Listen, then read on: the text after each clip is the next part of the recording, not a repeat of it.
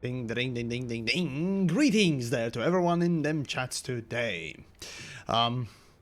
Yeah, it's been an interesting past few days, or at least today and yesterday and whatnot else. So yeah, I guess we could just chat about it in some way while I move my ship from place A to place B, probably not exploding. Nah, we'll see about that. Anyways, before we go on, I suppose I should get my ass on some music. Sorry. A bit loud. Yeah, I know. Sorry. There we go. Right. There we go. Right. Right then, so obviously, as the title says, you know, Frontier Developments yesterday evening announced that they are postponing, delaying, yeah, I guess the word delaying would be the correct one, the fleet carriers. So they are not coming out on December. I'm not even sure if there will be a December update. But regardless, yeah, now you can expect fleet carriers, if you ever were interested in those, to come out in the second quarter of 2020. You know, basically, let's see, January, February, May? I'm guessing May. maybe sooner, but knowing how Frontier tends to release things, it's usually the end of the quarter rather than the start. But you never know. You never know. In any case, Tom, thank you. Starting the stream already with a little bang. Holy shit! It's actually okay. This is the first time that a super chats appears before YouTube's page. Well, surprise, surprise. Anyways, thank you, dude. Appreciate it. Right. How's it going? Well, a little buck. I'm doing just fine and dandy. As a matter of fact, releasing a pretty decent video, and actually releasing 2 videos in a row. As a matter of fact, I'm not even certain if I should release a video on Friday or this week at all. Maybe just save it for the next week and what it does. I don't know. I'll see what I can do, or how busy I am, and all that stuff. But regardless, planning ahead and all that stuff. Tom, right, so a new subscriber, love what you do. Well, thank you, appreciate it. Yeah, certainly try and do my best when it comes down to producing content and all that stuff, so, well, hey, here we are. Right, here we go. Yeah, overall, interesting news indeed.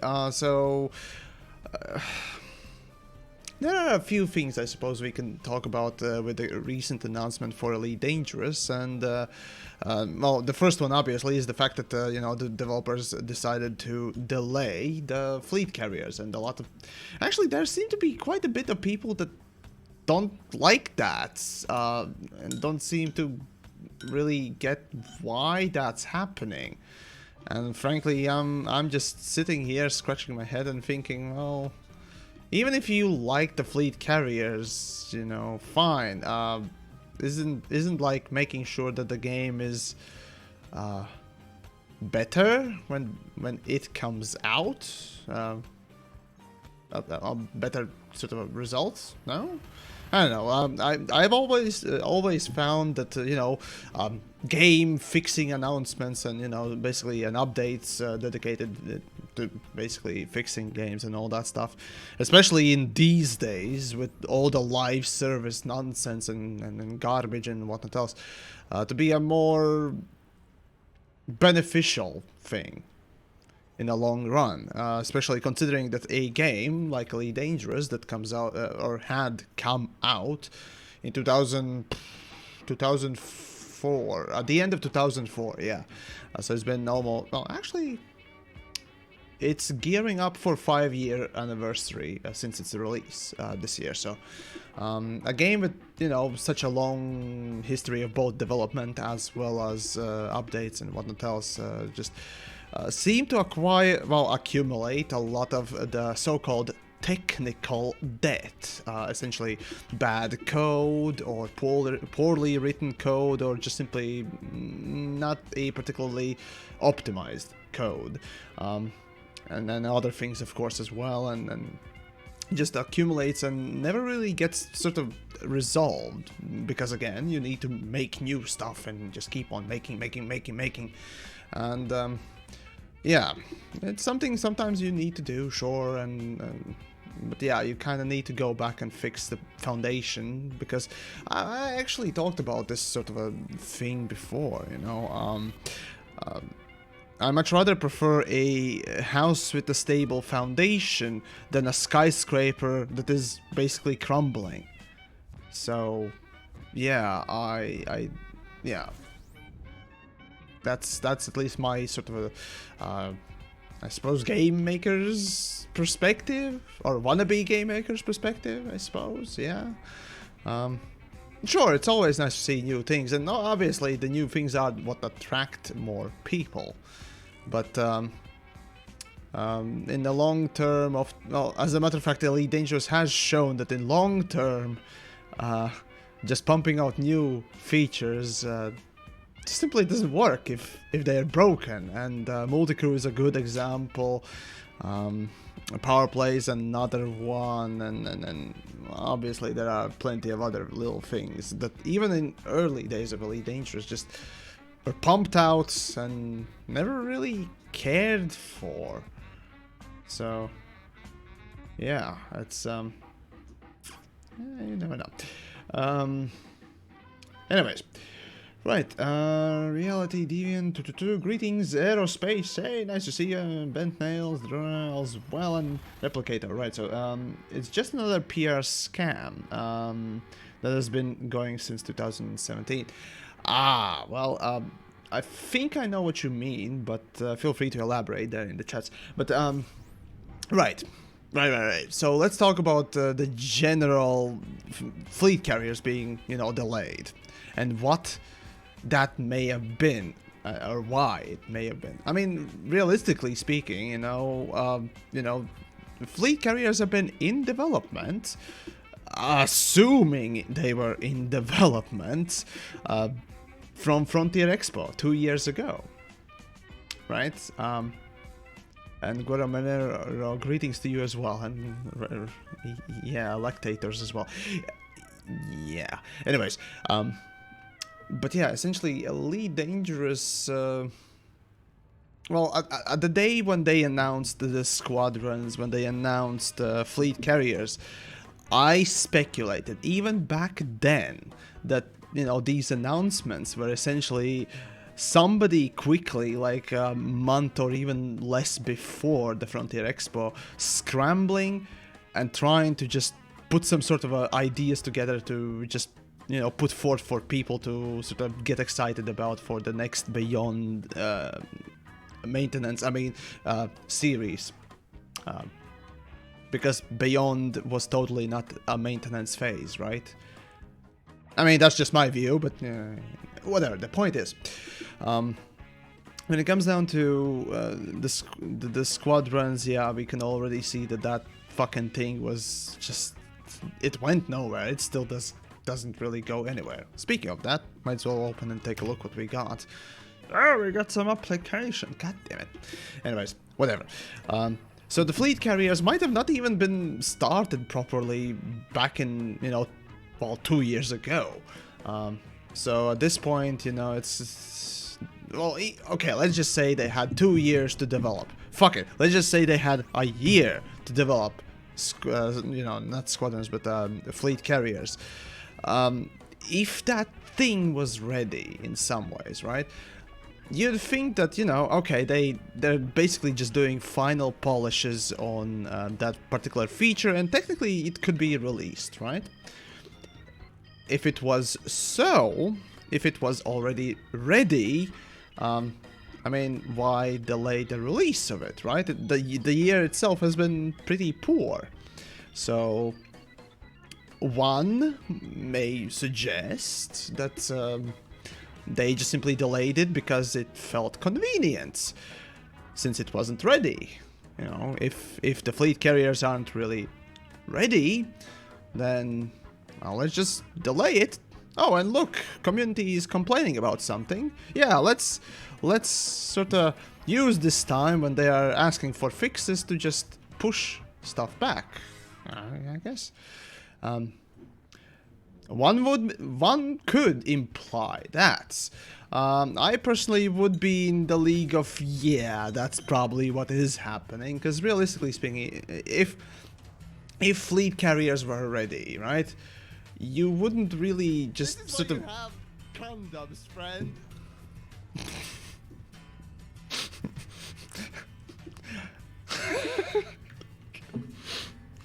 Guero Manero, thank you. And yeah, that's a troll message, folks. That sound effect was a troll message there. 2.8 well, euros in this case is, yeah, 2.8% of what it tells. I'm not gonna delve into what it was, but anyways, it right. It's coincidentally also percentage of commanders who expected Frontier developments to do much on the time or functional. On time or functional. I don't know. These days I don't expect anything. Again, just like I said in the video, I don't expect anything, or rather I, well, really don't get too excited about anything. I'm just waiting for the results. I'll sort of judge things as they are once it's out, or it's not. Or if it is and it's broken, well then obviously there's also that result. Regardless, I'm one of the people that have kind of stopped really speculating, have stopped, you know, getting hyped up by something. Just when something comes out, if it's good, it's good. If it's bad, then well, the fuck happened, right? So there is also that. So all I can say is, at least if you're like me, well, hey, reserve your judgment until, you know, something comes out of it. Or maybe just give them a half a year, right? Half a year or the first thing that comes out. Judge it by that point. If it takes too long, then obviously that's also a somewhat of a result. But yeah, there you go.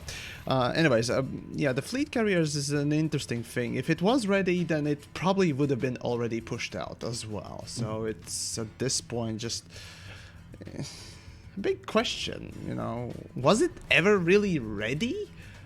And if it wasn't ready, you know, by this point, in the next 2 months, do you think that you would have really gotten fleet carriers ready for the December update? Again, because we don't really know what is going on behind the scenes and all that stuff, it is kind of hard to sort of judge these things, obviously, but yeah, there are suspicions that we all can sort of have, and some of them might be actually right as well. I personally have this sneaking suspicion that, you know, developers really didn't have the fleet carriers ready after 2 fucking years. And now they're just using this convenient timing of, you know, community outcry and request for and improvements of the game and so on and so forth to, you know, get extra time for development so that people don't get, you know, angry at what it does. But, you know, I always kind of try to see the patterns, right? And if it, for example, if I don't know, a company like Paradox, you know, making Stellaris would say that, we're delaying this update, you know, because we want to fix the game. I would believe that. I would fucking believe that, probably. Well, depending on, you know, a few little aspects. But when it comes down to Frontier saying that, you know, because we want to fix the game, we're gonna push this release a little bit back. I, just like many of you, I have a feeling that just fleet carriers also needed more time. And fine, okay, fine, you know, whatever the case is, you know, as I said previously, as long as you release something that is good, or for example, like the tutorial, like they released this year, you know, the tutorial, or the new player zone, right? Or the 20,000 light year route planning, which, by the way, I'm currently using for, oh god, 200 jumps, fuck me. Anyways, if they release something that works, sure, it will have probably a few bugs, but as long as it works and works as intended and it doesn't break up, doesn't slow down the game in any sort of way, and is actually really interesting, well then good for it, good on. I don't care to wait for long enough, just like with the restaurant, right? A customer is willing to wait for something really good, or even just simply good, right? So, yeah, as long as you actually put in effort, as long as you make sure that the thing is ready, I really have no reason to complain. Sure, maybe we can complain about the fact that things are being released slowly and shit, but really, that's, again, if something is being done really well, how can you complain about the time that, you know, it takes to release, right? There is that side of me that, you know, can't really... Of course, if we're talking about, you know, something that is being promised and blah, blah, blah, and taking too long to deliver that, well, then there's also a little bit of extra layer there. Sure, that's true, but... yeah. At this point, the only people that can complain about a lot of time being spent on things being, you know, developed and what else would be the lifetime pass holders. Oh god, the poor folk. If any of you are watching and you know, you are the lifetime pass holder. Oh gods. Yeah, sorry. I know it sucks. I try not to, you know, get people depressed, but Jesus. Yeah, the lifetime pass holder or lifetime passes themselves. It's one of the fucking ways that the company just fucked the pooch tremendously. As a matter of fact, it's horrible. It's just, what do you get for your, you know, well, good faith in the company? You get horizons, and that's it. You actually probably paid more for the lifetime pass than, you know, you could buy Horizons and Elite itself. So yeah, depends of course what type of which you know iteration you have, but whatever. Anyways, it's fine. Right. So where the fuck am I going in the first place, right? So well, I'm just doing that. Just give me. Right, that's scanned. Squadron.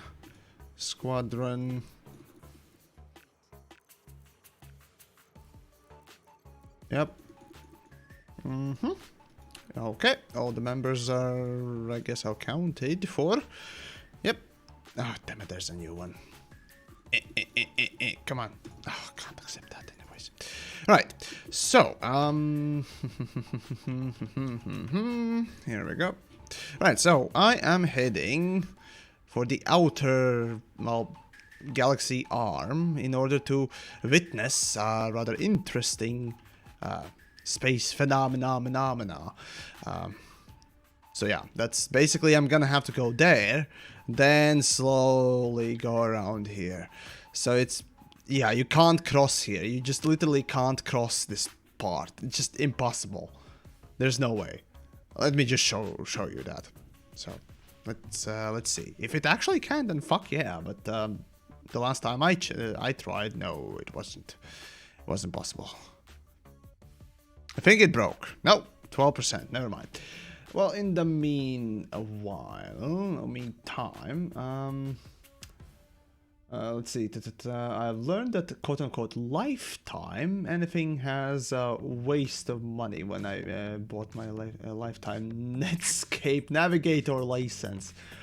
Oh god, Netscape. Actually, until Netscape got, you know, basically shut down, I was using it a lot. It was the number one to go sort of a browser. It was really good while it lasted. But of course, then the Chromium came in, and of course, the, you know, Firefox and whatnot. Yeah, see, you can't plot it there. It's 8,000. It's just 8,000, but it can't plot to it. What about this one? It's 9,000. I mean, you never know. Maybe. But yeah, there is that. So, but yeah, I was using Netscape for a long time too. So yeah. There's also a reason why I don't use any Chromium browsers. I use Firefox. I feel oftentimes when some web pages just don't want to properly load. Yeah, that's another thing. Yeah. Anyways, right. Moving on then. Andre, right? So Yamiks, I really want to quit the game. I don't know. They have so much potential in this game. There's a lot of potential in many games. PlanetSide was probably the sorest sort of a case for myself. But let's see. So much potential in the game. They have other priorities. That is true. They never keep their promises. Always disappointment. Well, hey. I'll quote a game designer from last year's LaveCon and tell you, just go play some other games. You play the game enough. Return later, maybe. I shit you not, that's, well, paraphrasing, of course, but that was something a game designer told me when I was mentioning, you know, people, you know, grinding the game and whatnot else. Yeah, it's something that you shouldn't say as a as a developer for a game. Just go play someone else's game, not mine, right? Just kind of weird. Anyways, but yeah, no, but seriously though, I would recommend just going and playing some, you know, other games. Oh, I don't know. Recently, I've actually kind of taken a slight liking to Paradox. You know, their Stellaris is actually really nice game. I mean, it needs work and all that, but hey, it works. It has plenty of mods. You can play it single player too. It's pretty interesting. You know, Stellaris is a decent game, at the very least. Hey, oh, actually, now that I think of it, okay, so this is a sort of off-topic thing, well, kind of topic on, but anyways, so every year, you know, I don't know, those of you that don't live in a place or climate that gets colder and then, you know, even snows, may not get this feeling, but essentially for me, usually, you know, October usually is the time when things get pretty cold, you know, sometimes maybe even sub 10 degrees Celsius, right? So it gets relatively chilly, and that first day when you actually feel that chilly day, I suppose, it always reminds me of Skyrim. I don't know, it's just a little bit of that snow, a little bit of that, you know, sort of a fall, you know, type of a feeling. It's just, and it immediately makes me want to, you know, reinstall Skyrim and just play it. Right? I don't know about you, but that's how my, you know, sort of association goes. It's just every year around this time I just reinstall Skyrim and just play through it a little bit. So there's that. Maybe play Skyrim. I mean, it has wonderful things to do in it. Speaking of actually Bethesda too, yeah, one of my friends actually poked me and showed that the Fallout 76 is getting a $100 yearly, or wait, no, it was not yearly, but a season pass for a year or something like that. And there were some other shit too, and I'm just thinking, what? I mean, besides, you know, shameless plug, but contributing to TheYamiks' Patreon, what else would be, you know, better than play, you know, that? but annual pass, yeah, it was like a monthly season pass or something, or subscription something. Let me just pick up a, oh god damn it, where is that article now? Let me just pick it up. So Fallout 76 now has a $100 a year subscription service. Fallout First. So Fallout 76 has revealed a new subscription service, Fallout First, which allows players to play play alone in private worlds, among other things. Launching today and priced at about $13 a month or $99.99 a year. Oh god, it's actually the same amount of pounds in UK. Oh, that's bad. Oh, dude. Jarborn, haven't seen you in a while. Nice to see you. TheYamiks is broken. They're reasonable and in great mood. Well, emergency class. Actually, yeah, I kind of ran out of class yesterday. But no, again, it's just reading about Fallout 76. Right? Anyways, right? So private worlds for yourself and up to 7 friends, a scrap box and unlimited blah blah blah, and some kind of atoms a month. That's pretty bad. An exclusive ranger outfit, blah blah blah. So basically, yeah, the subscription service for a paid motherfucking game. I mean, Jesus fucking Christ. Sure, they have basically downpriced the fucking Fallout 76 to fucking dirt right now, but Why does Bethesda think that, you know, Fallout 76 is still salvageable? Why do they think that it's still doable? I don't know about you, but it's just... what the fuck?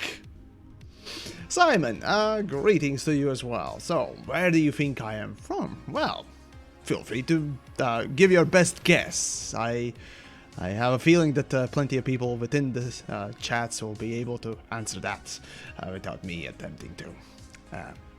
Probably have already, maybe. Anyways, let's see. Mayura Sakai, let's see, hey Yamiks, been a while since I had a chance to see you live. Yeah, you too. Well, kinda. Well, anyways, yes, right, so always great work and keep it up. Ah, yes. Of course, of course. I'd think Poland, maybe. Kurwa, blять! Nah. Is not Polish, not at all. Why would you think I'm a Polish? Yes. Oh no, wait, Polak. There we go. Mexico. Okay? Kansas. Oh boy. Have I played Terra Online? Yes, yes, I have played Terra Online, and aside from, you know, some shitty dealings from the game's developers, I like the game. The game itself, the game itself is really good. I at least liked it as a free-to-play, you know, sort of a MMORPG. Anyways, Danish. No. Romania. No. Oh, come now. Horse Teeth was right. Why was there a question mark? I have no idea, but yes. Yours truly comes from the greatest land in the world, which is Latvia. Yes. I mean, it's maybe not the greatest land right now because it's all cold as fuck and also quite wet. So, fuck that shit. But other than that, I mean, summers are pretty fucking awesome. I mean, we get also winters, but winters... I hate winters.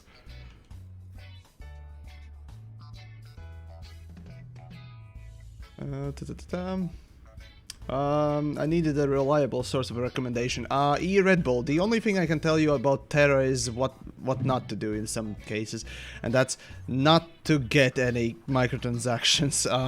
It's a free-to-play game, so obviously it tries to siphon monies out of you. But even without, you know, microtransactions, the first couple of hours definitely are pretty decent. So yeah. It has an interesting... I haven't played it in a while, but it has definitely an interesting system. So, yeah.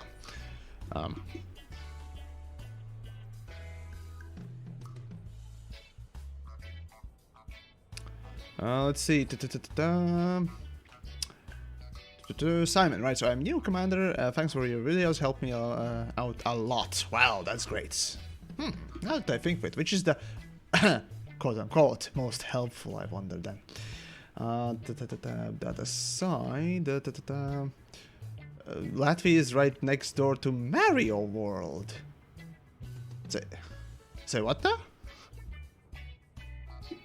Okay, well, carrying on then.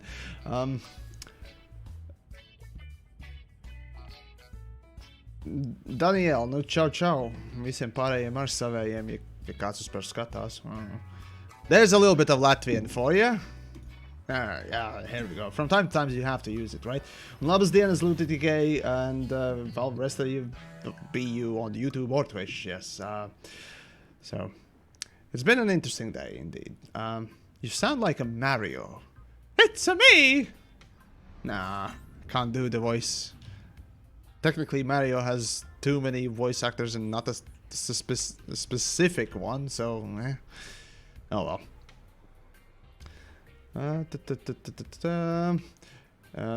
A big hello from Canada, where it's cold as well. Sean, well, when it comes down to it, Canada is basically, at least the lower part of it, the southern part of it, is about the same, you know, the shit. Was it Meridian? No. Oh, fuck me, I forgot the geology. Geography, fuck. Well, you know what. Well, they're about the same climate as we have. There we go, I can English very well. Yes. Right, so, latitude. Yes, there we go, latitude. Fuck no. Frank, hey, nice to see you, dude. I officially pissed about the Frontier's quote-unquote update for the fleet carriers. Oh, come on! Why? Okay, well, all right. Let's then get to the whole fleet carrier topic again. So, first things first. Developers have delayed the fleet carriers, and you know, saying that we heard your cries, and we're gonna be fixing the game, and then releasing the fleet carriers. Personally, I don't care about fleet carriers. I don't need them. I don't want them. I'm again, even in what is it, No Man's Sky, I just don't care about them. Nor do I care about building. So yeah, again, when building will come out for LE Dangerous, probably that has been leaked, potentially that it may be a thing. I won't care about it either. Both fleet carriers and building feels like they're just gonna be grinding black holes, just siphoning off materials or whatever other materials that things you know you need to do in the game. That's all I see the fleet carriers being used for. From developers' perspective, from the player's perspective, who the hell cares? It's also a balancing nightmare to get fleet carriers to be good enough to not be called a waste of time, and not be good enough to not be called OP. So it's a very delicate balance that they have to strike, and it's, in my opinion, not really possible the way they are doing things. But who knows? Maybe I'm wrong. You never know. You never know. If they actually deliver, fine, whatever. Right, now, as for the fact that developers delayed it. Alright. Developers in part imply that because we, the community, asked for, you know, patches and fixes and, you know, basically the game improvements rather than new updates. Now developers feel like, we can push back the existing features, you know, X amount of time, and only release it then. Now we can take extra time to further develop it, or release it just later, and then sort of savor the time or what it does. Sure. Yeah, they may have that, but realistically speaking, let's say fleet carriers are ready already, right? So what they're doing right now, let's give them a benefit of doubt that, let's say that fleet carriers are ready, and that all they're doing is just polishing them. Considering that fleet carriers were announced 2 years ago, you know, you'd expected that to be the case, right? Well, let's say that that's the case. Fleet carriers are ready. So then the main question is, okay, you're now focusing on fixing the game, but the question is, why then not alongside of it release fleet carriers if they're ready? And a lot, oh my god, Guero and Glass both wrote just polishing a turd. You guys are just thinking the same thing. Good job. But yeah, it feels like the same. So if the fleet carrier is ready, you know, you could release it and release fixes, right? But because the fleet carrier is delayed, it feels like it's not. And there may be some issues with it. Which also begs the question, if only now, after community's response, after community's request, you're or at least you are able to push it back and then sort of make it work after those 6 months or so of development, you know, at the second quarter of 2020 when you're planning to release it. If you need that extra time, then imagine if fleet carriers were to be released in the current state right now, or at least in December. Do you think that in those 2 months they would be able to make them and make them work as they originally intended? That's the biggest sort of a disgusting question for me. It's just, you basically, without our interference, I suppose, with the community request that, you know, people released a little while back, without it, fleet carriers would have been released in a horrible state in that case? Is that what they are basically telling us? Because that's kind of a weird thing, you know? If not for the, you know, people's outcry for fixing the game and then being able to push back the fleet carriers, just would the fleet carriers that would come out in December be even more broken than, you know, they would eventually come out as? That's the weirdest thing, and the question then comes in, why then are you willing to release something that is so broken that you can't release now? It's just, why were you even promising if you knew that you wouldn't, you know, be able to release the fleet carriers, or did you overestimate it? For 2 years? Or what the fuck is going on? Again, the biggest question really comes down to the fleet carriers is just, what has been done with them for 2 years? Was it just, you know, so far pushed back? Or what the fuck happened with them? It's so many questions that need answering, but of course won't ever be answered. They are coming up just constantly, like vomit. Yeah, that's a nice picture. Yeah, mental picture. Yeah, there we go. So yeah, it's just, I don't know. That's just me. That's just my thinking process right now. Correct. 22 months since announcing carriers. Yep. Remember, Frontier Expo was in October 7th. 2017. How do I remember it? Well, it was in the same week that yours truly had a birthday, as well as the next week was on October 11th was the anniversary for the channel. This year, the anniversary and the birthday was in the same week, but regardless, that's I tend not to do too much. But anyways, that's how I remember it. So it's been 2 years and some days at this point since they announced fleet carriers. How long have they been working on them? That's a good question. Again, back when they announced fleet carriers, it just simply felt like, again, I was sitting there in the Frontier Expo, in the VIP room with DJ and Obsidian, just watching the announcement happen, and they had absolutely not even a picture of a fleet carrier. They were just mentioning fleet carriers and squadrons.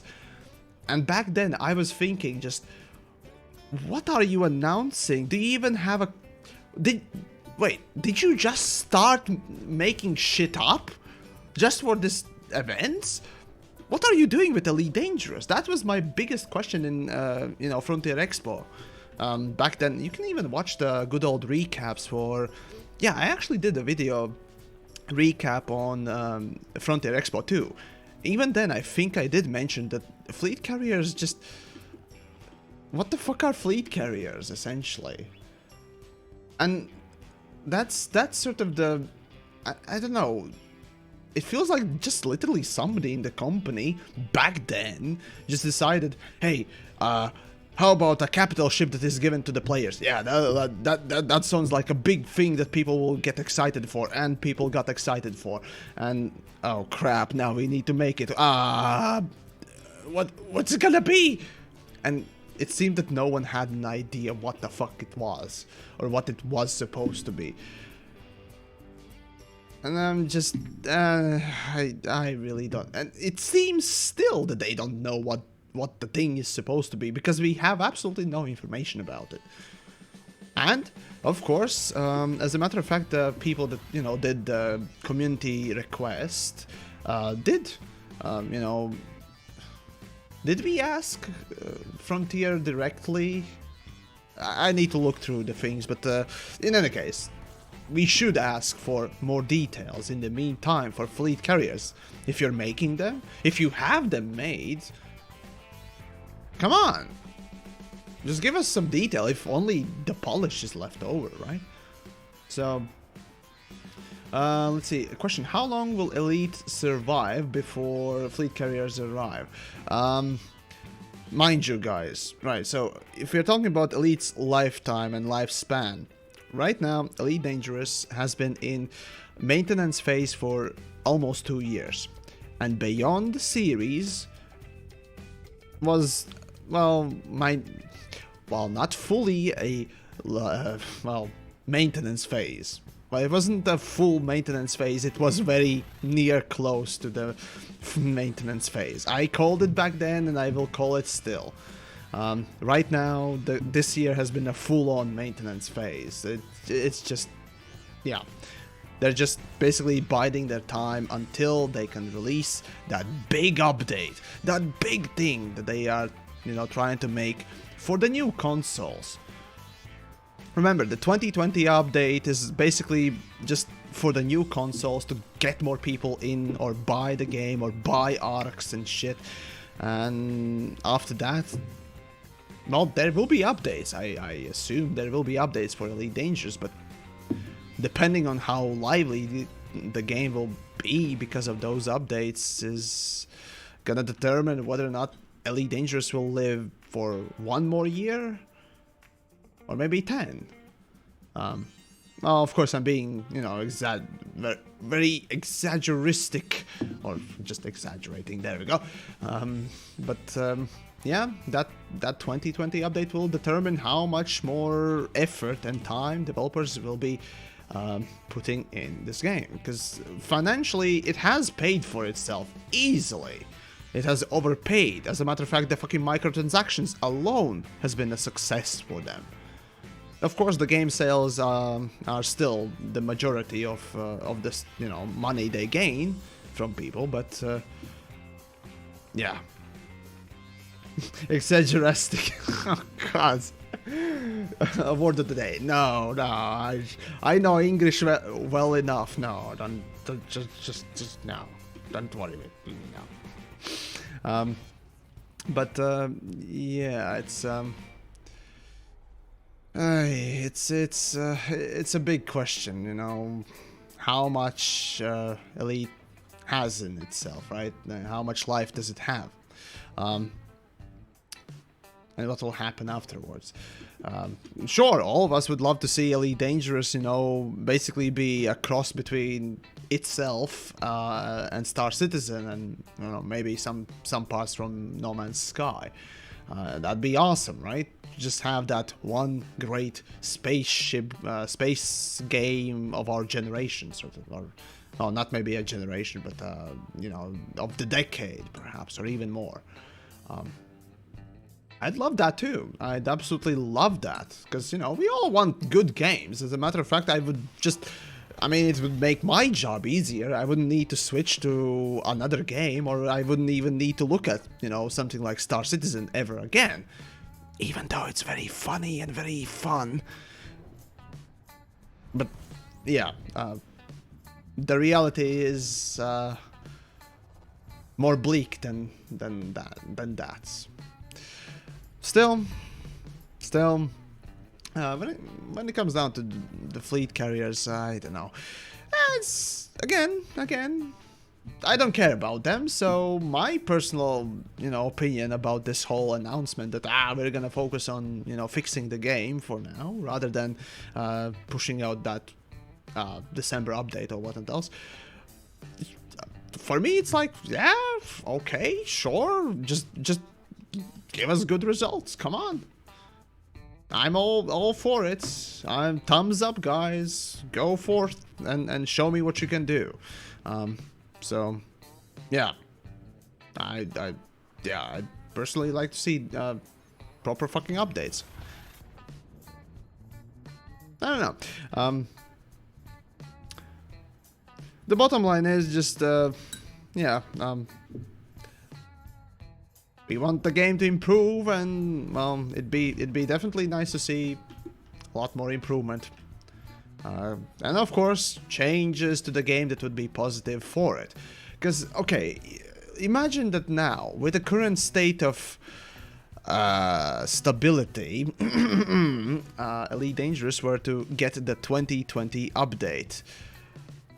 Imagine what kind of a massive shitfest that would be. Right?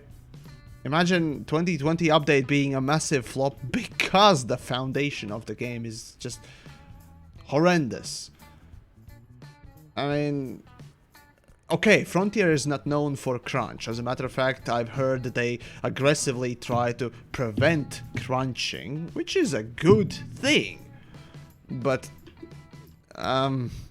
honestly, if 2020 update were to come out on the current version of the game, I doubt it would be fixable without, you know, forcing, or at least asking, quote unquote, the workers to, you know, stay longer, code more. So yeah, if they fix it right now and, you know, the game becomes even more responsive, more fun to play, hey, fuck it, yeah, bring on the 2020. Right, so, you know, basically it's just like, you know, preparing for a, I don't know, or I mean, sorry, it'd be like basically doing your homework at the very last second. There you go. That's how I see the you know, the 2020 update being realized essentially. If they do, you know, the work properly and early, yeah, it may end up being pretty decent. And of course, I want to see a good game. Again, we all want to see a good game, so yeah. Surprisingly, today I'm trying to be a bit more optimistic and positive, you know. Because again, this is what I wanted to see. Just fuck the new things. I've said this multiple times, multitude of just instances of what else. TheYamiks would prefer just a whole year of nothing but quality of life improvements and fixing the game, balancing it. The new stuff can go fuck itself. I would prefer my game, the game that, you know, a lot of us seem to enjoy, you know, be stable, be responsive, work properly. And then upon that wonderful foundation, build up the next thing, and so on and so forth. Because, no, you know, otherwise you have basically a September update. Otherwise you have a update that brings in fucking microtransactions and, or, you know, basically extra microtransaction, nonsensory, exploitative crap that also breaks the fucking game completely. Yeah. We definitely want even the single slightest, smallest thing to break the game. Yeah, that sounds like a great idea, right? So yeah, sure, there is something to be said about new stuff as well. That's true. You forgot, 2019 was the year of quality of life updates and bug fixing. Oh god, yeah, okay. No. Zangustan! Oh, thanks for your thanks. Seriously appreciate it. Oh. What was I saying? Somebody is being generous and I'm just going brain dead for a second. Right. So yeah, essentially the game is... There is something to be said about the new stuff, right? Of course, the new additions, features, and, you know, gameplay and whatnot else also drives more people. That's true. or rather attracts more people. And that is true, that is required. Striking a good balance between, you know, new stuff and fixing, optimizing, and making sure the game works is an important one. Elite Dangerous has basically put all of its eggs, well, almost all of their eggs, in the basket of new features. That's how you get multi-crew. A game feature that to this day is broken and, in my opinion, absolutely unacceptable and unplayable. Yes, it can be used in an instance or two, right? It can work, it can have the time, but the amount of times you're gonna see bugs or encounter just game-breaking, well, effects or things, and the way it plays, it's nowhere near acceptable levels, in my opinion. So yeah. Let's see, and but yeah, developers claiming that this year or last year or year before that or year before that was meant for fixing things and so on and so forth. Yeah, that I have honestly no idea what they're trying to pull there, but Also, Franco, feel free to drop in the Discords. I mean, I'm in a public room, so if you want to come and chat, feel free to do so. I mean, I'm basically jumping around, so hey, you wanna come and pop in and discuss things? Feel free to do so. Anyways, Bernardo, right? So, I think you had some interesting stuff there. Right. So my suspicions and I haven't had a reason to change it. The September update, including a lot of backdoor updates for fleet carriers. Yeah.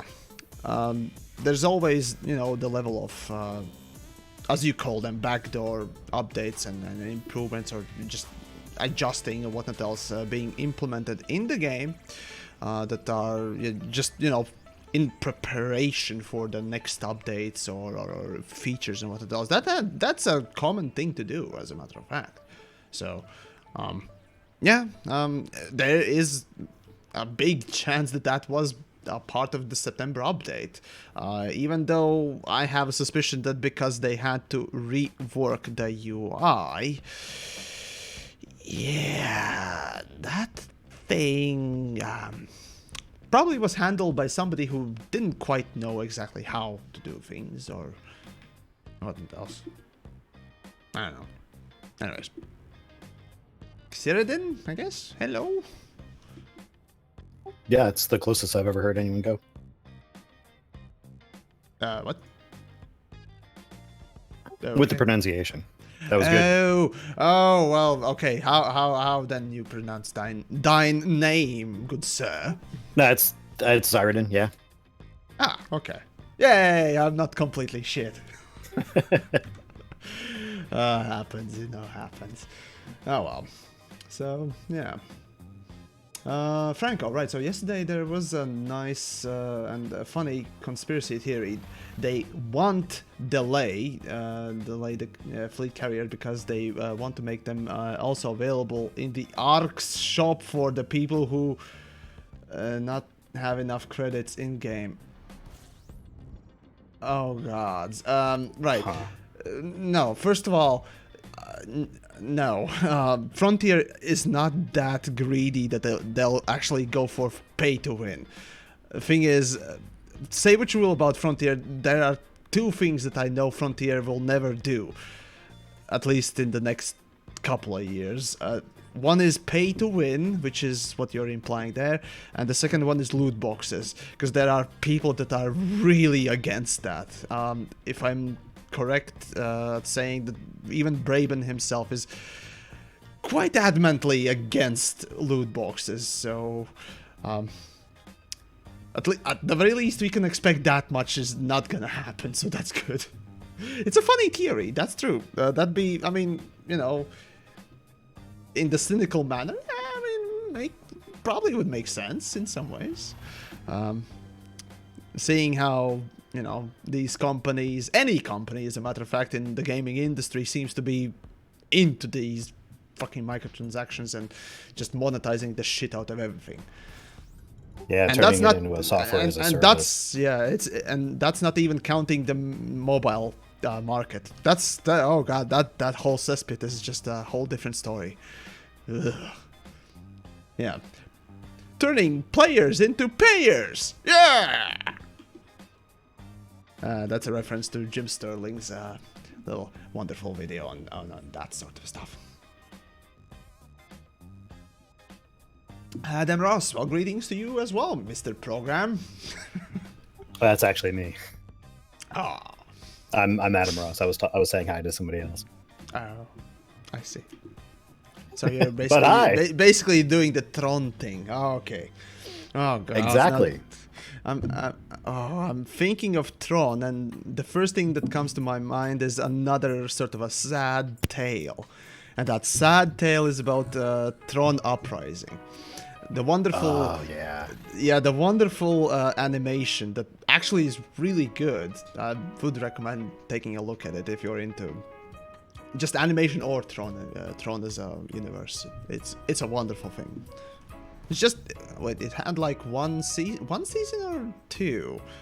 It was just one. It was just one, yeah, and they cancelled it. It looked really good. It had wonderful story and characters too. And it's just like, nope, we need a motherfucking Teen Titans Go, yeah, or something like that. Fuck me. That year they canceled Tron Legacy. They canceled Young Justice and the Green Lantern animated series. All three of them were really... Okay, Young Justice can go fuck itself, okay?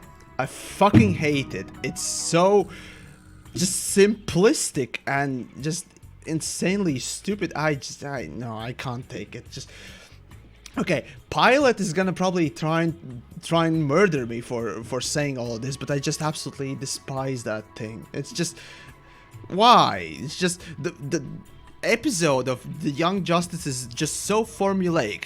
Something happens, action, action, action. Some boring talking about that no one really understands aside from the comic book nerds and what else. Some more action, conclusion. And that's every fucking episode. At least that's how it feels. I don't know. And characters themselves are pretty fucking boring. Animation, on the other hand, okay. Anyways, I'm just rambling now, man. Oh, you know me. Alright then. The voice actors in Tron Legacy were also really good. They got Bruce Boxleitner, who was in the original, to come back and play. Ah, yes, right. Yeah, and the lead was Elijah Wood. Yeah. Paul Rubens, who was Pee Wee Herman, was in there. I mean, it had pretty decent cast, at the very least. Production levels, too, so that was nice. I guess no one watched it. Many sad.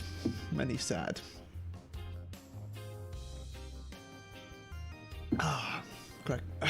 Oh, coffee, wrong pipe. Oh, fuck me. Alright. Major Mass. Well, greetings to everyone. What's going on the fleet carriers delay? Right, to quickly summarize. Fleet carriers are being delayed, and developers are claiming that we, the community, wanted, the fleet carrier, we wanted fixes, so we're gonna get fixes first, and that's why fleet carriers are being delayed.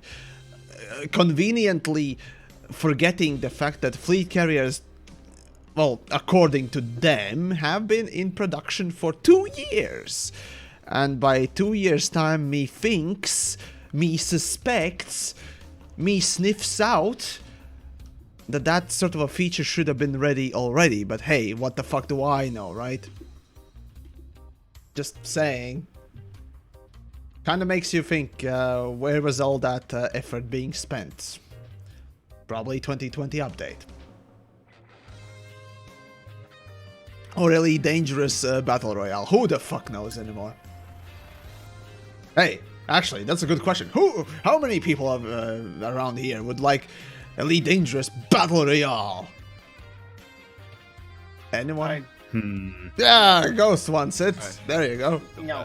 I want Elite Dangerous Mobile Ultimate Hyper Oh Edition God! Mobile, why? with 5 different kinds of premium currency, premium Okay. extra boxes that you get loot from, but not loot boxes. They are surprise mechanics, of course.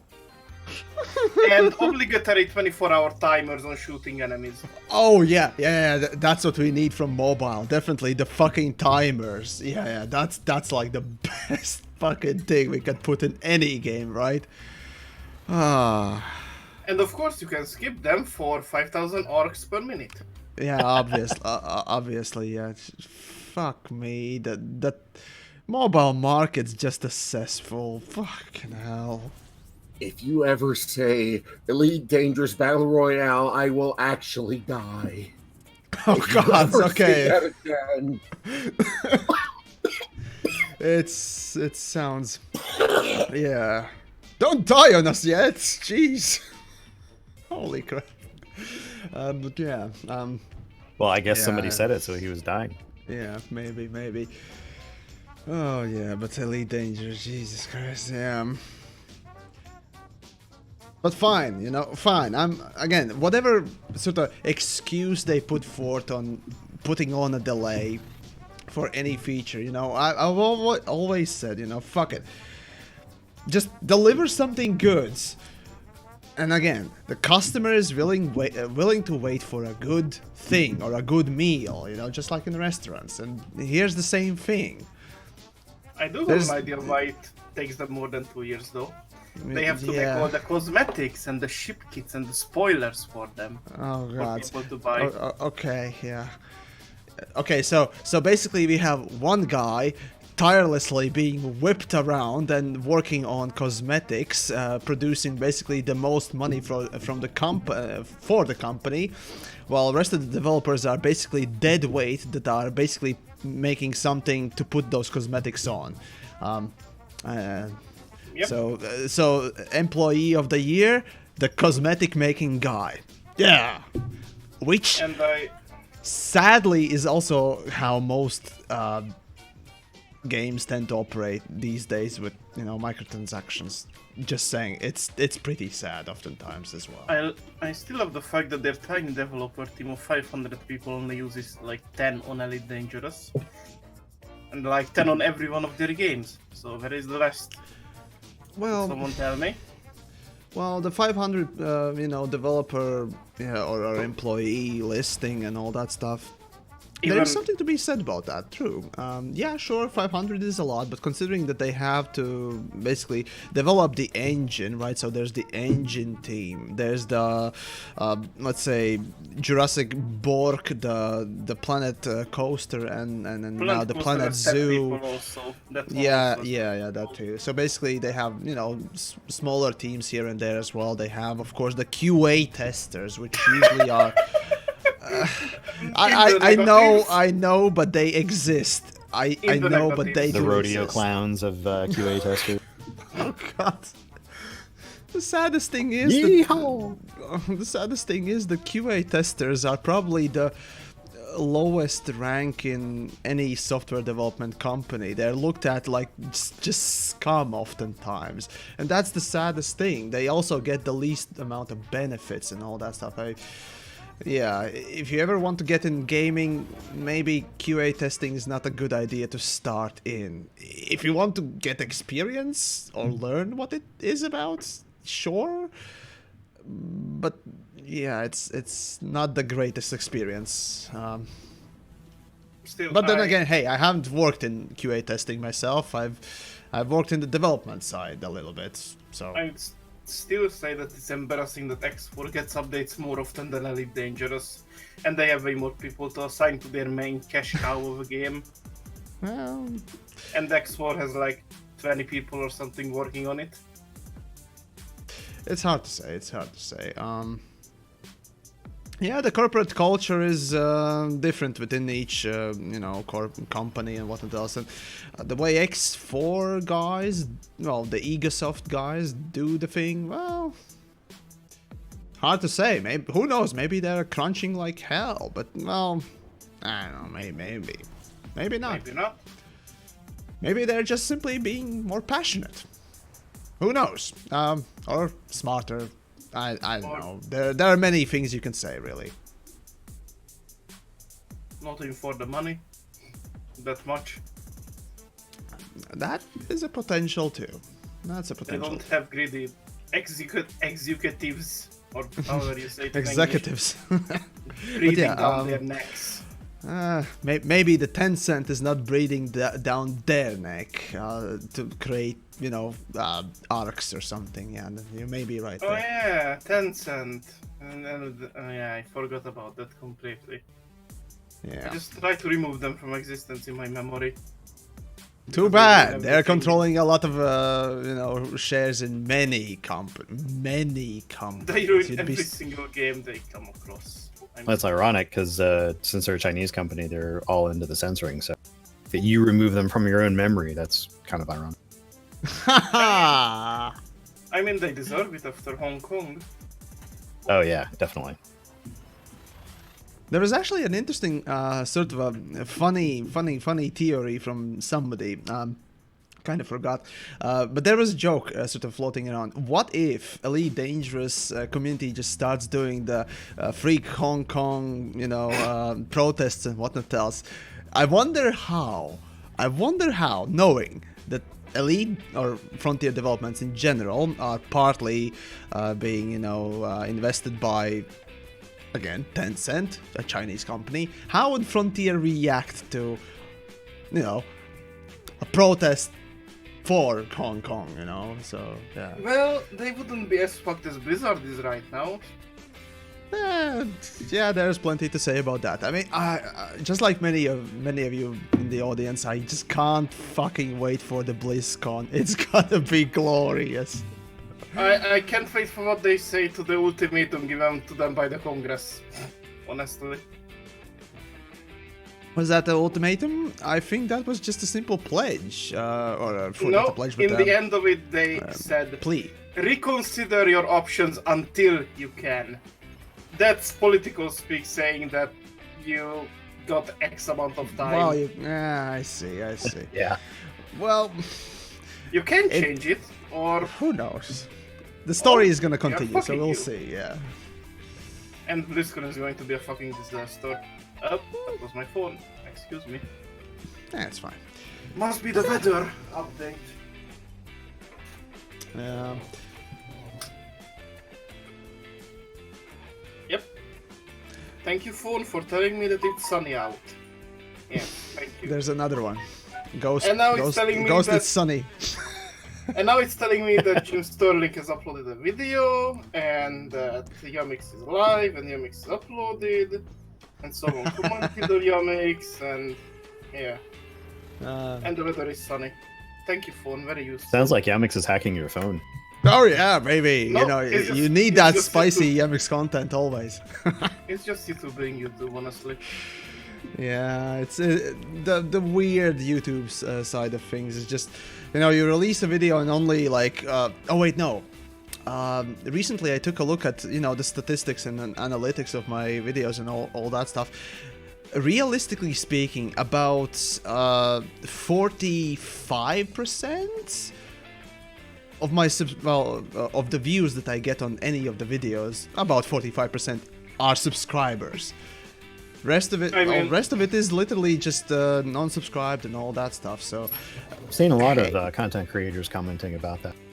it's a common thing, as a matter of fact. When you get bigger and bigger and bigger, then you get more of your subscribers, or rather the difference between non-subscribed to subscribed. Yeah, then that percentage rises. But when you're basically a small channel, you know, a little fucking tyke of a thing that I am, right? You get basically that sort of statistic. It's just interesting. You know, Well, from my own experience, sometimes it happens that, oh, Yamix has uploaded a video. Wait, he uploaded this 5 days ago. Thanks, you dude. oh, that, yeah. Notifications also an interesting thing. Yeah, but hey, fuck it. You watch my videos, I'm happy. Hey, fuck it. It's, yeah, again, subscribers surprisingly these days don't mean that much, but it does still, you know, allow at least the initial viewing and all that stuff, which also basically puts it on the more visible side of things and so on and so forth.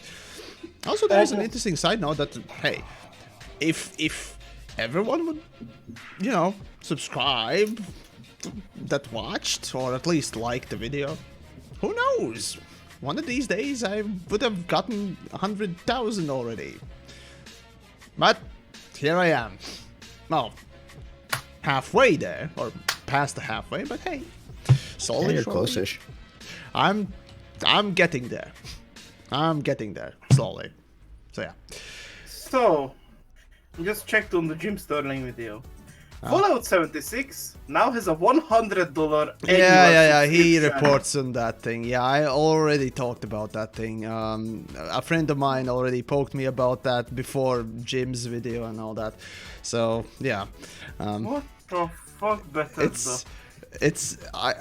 About Fallout 76, it's just, what the fuck are they doing? It's just like they don't give up on Fallout 76. It's admirable that they are not giving up on a game, sure, but they're not giving up on the game by trying to milk it. Well, realistically speaking, there's not much of a player base that is willing to cooperate with Bethesda on Fallout 76, so them attempting to continue milk it, and in such a blatant way, it's funny. Well, It's yeah, absolutely they- funny. I think that they are trying to make the whole live service thing work for themselves, and they also retracted the whole cosmetic only microtransactions thing and everything now. You know, Because fuck you. Fallout 76 is just, it's a dead game. Unfortunately, or fortunately, personally I never really cared for Fallout series as a thing, never liked the gameplay myself, so I'm like, yeah, whatever, just a good shitfest to look at, so, that's just me. New Vegas was always great. Yeah. But I've been playing they're- since it came out, I mean, Oh, but not much in the last couple months because without the 76 or New Vegas. 76. Oh, New Vegas I played back in the day, but it's been a while. and how are you enjoying making the story for the other players? The personal narrative Being the NPC 76. for others. Yeah, it's no, I haven't gone that route. Because you are supposed to be the NPCs for each other now. Yeah, with the shops and stuff.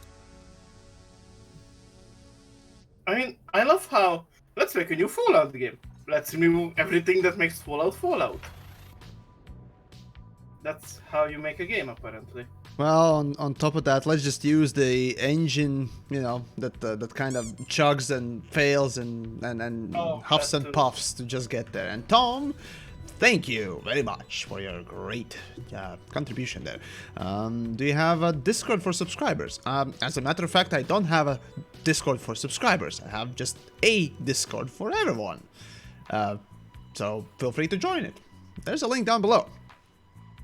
Let's Hey. everyone. But Well, also, Elder Scrolls 6 is fucked. I'm sad about Oh, that. what? I haven't actually followed up on the newest Elder Scrolls. So what's Well, happening? it's going to be on the same engine as Skyrim and everything else, basically. Oh, okay. You know, fine. I liked the engine just fine. It was fun. It was funny, especially when you ran it past 60 frames a second. It was super funny then. But if they improve the engine a little bit so that it actually can run better things and, you know, be a bit more stable, sure, fine. I'm fine. And the Yeah, way, said something you know, about not story changing can it at work, all. fine. The problem here is with the fact that if they basically screw up the story, if they screw up essentially the mechanics, then we have a problem. Because if we have basically Skyrim but more of it, fuck it, I'll take it. Even the criticism with Skyrim is that it's a good action game, but it's an absolute garbage RPG, and it's sold as an RPG. Yeah, I don't mind it. Honestly, I prefer just running around and stealth archer killing things, so that's just me. Also using horses for basically all sorts of things, you know. Wink, wink, nudge, nudge. Mining horses. And I Yes, implied it as a beating the dead horse. Damn it. I don't deny that Skyrim is very enjoyable, but Oh, sure. but the problem still stands that the engine is janky as Yeah, fuck, and it's modders horrible. need to create fucking patches because Bethesda refuses to patch the game out. Or You rather, guys are they starting have. to spook me out because I'm literally playing it right now. Oh boy. Like, I love the fact that you need a fucking community patch to be able to finish the story. Was it? Yep. S-Ben God. was completely bugged. Oh, You couldn't fucking hell. continue the quest, he didn't let you into his room. Basically, after you find him. Oh yeah, I remember. I actually encountered there was this one story quest where you had to find a guy in Yep. sewers. Yeah, you couldn't get Yep. past the doors. Yeah, I remember. I had to actually use fucking cheats just to get over that fucking thing. And I'm like, oh yeah, come either on. cheats or the community fix for it. I know, right? It's just what the fuck. Oh well. It just works. Oh sure. Yeah. Sure, that makes sense. Hey. Oh well. I still think that's partially the gamers' fault that producers of games do it this way. And the executives also, but yeah. Okay, so okay, so your take on, well, what exactly do you mean by that? Well, let me clarify. So, Yeah. it used to be that you go to the shop, you buy a game, you install the game, and that was the game.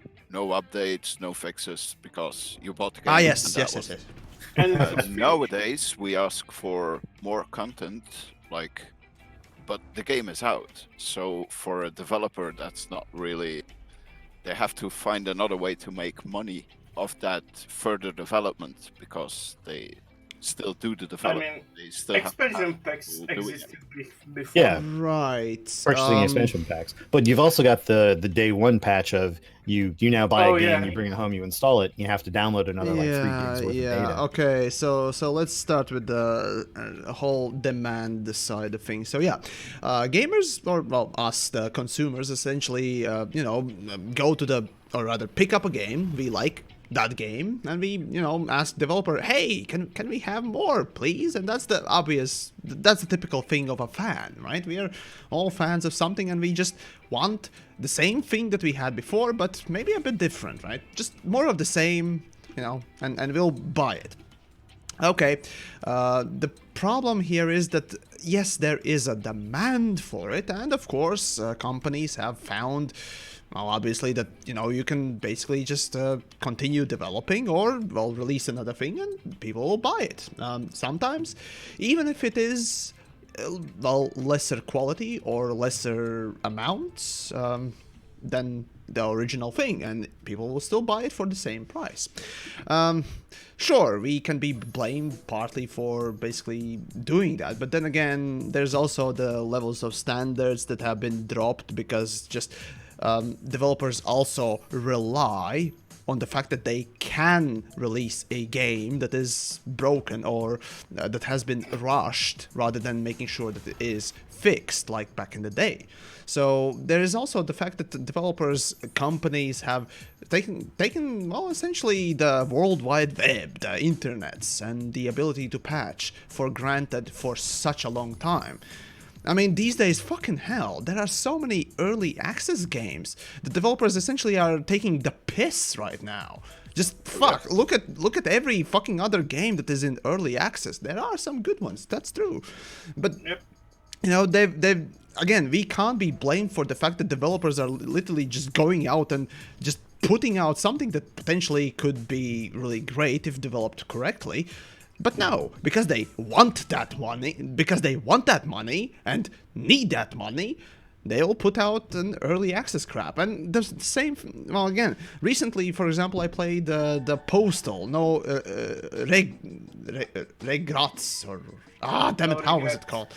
Yeah, no regrets The whatever. pre-alpha that was built for the people to support the developers, yes. Yeah, again, so in this case, as much as I like the Running with Scissors company and the developers of Postal 2, they too are taking essentially in part the piss, just releasing that promise that we're gonna develop a game and offer people to buy it rather than developing themselves. And sure, there are economical, there we go, considerations that must be taken in, but generally, even such a promising project like that, or well, generally speaking, like Subnautica would be the best one for myself, right? They released it in a very barely started sort of a state, and over the year or more, they develop it, and Subnautica came out really well. They delivered what they promised, and even more so at some point. And the next game was also basically just an early access, just barely started, and they're developing it right now. The Zero something, but yeah, and then as much as yeah. Go. Early access is a whole other kind of worms. Like It is. Early It access can be good. It can be good, but always it's been abused because, again, there Yeah, are, that's the well, problem. people that are basically just, or developers or companies that see that as a potential, just a quick cash grab opportunity, and they do use Just that. a revenue stream, yeah. Daybreak! Sorry, I had something in my throat.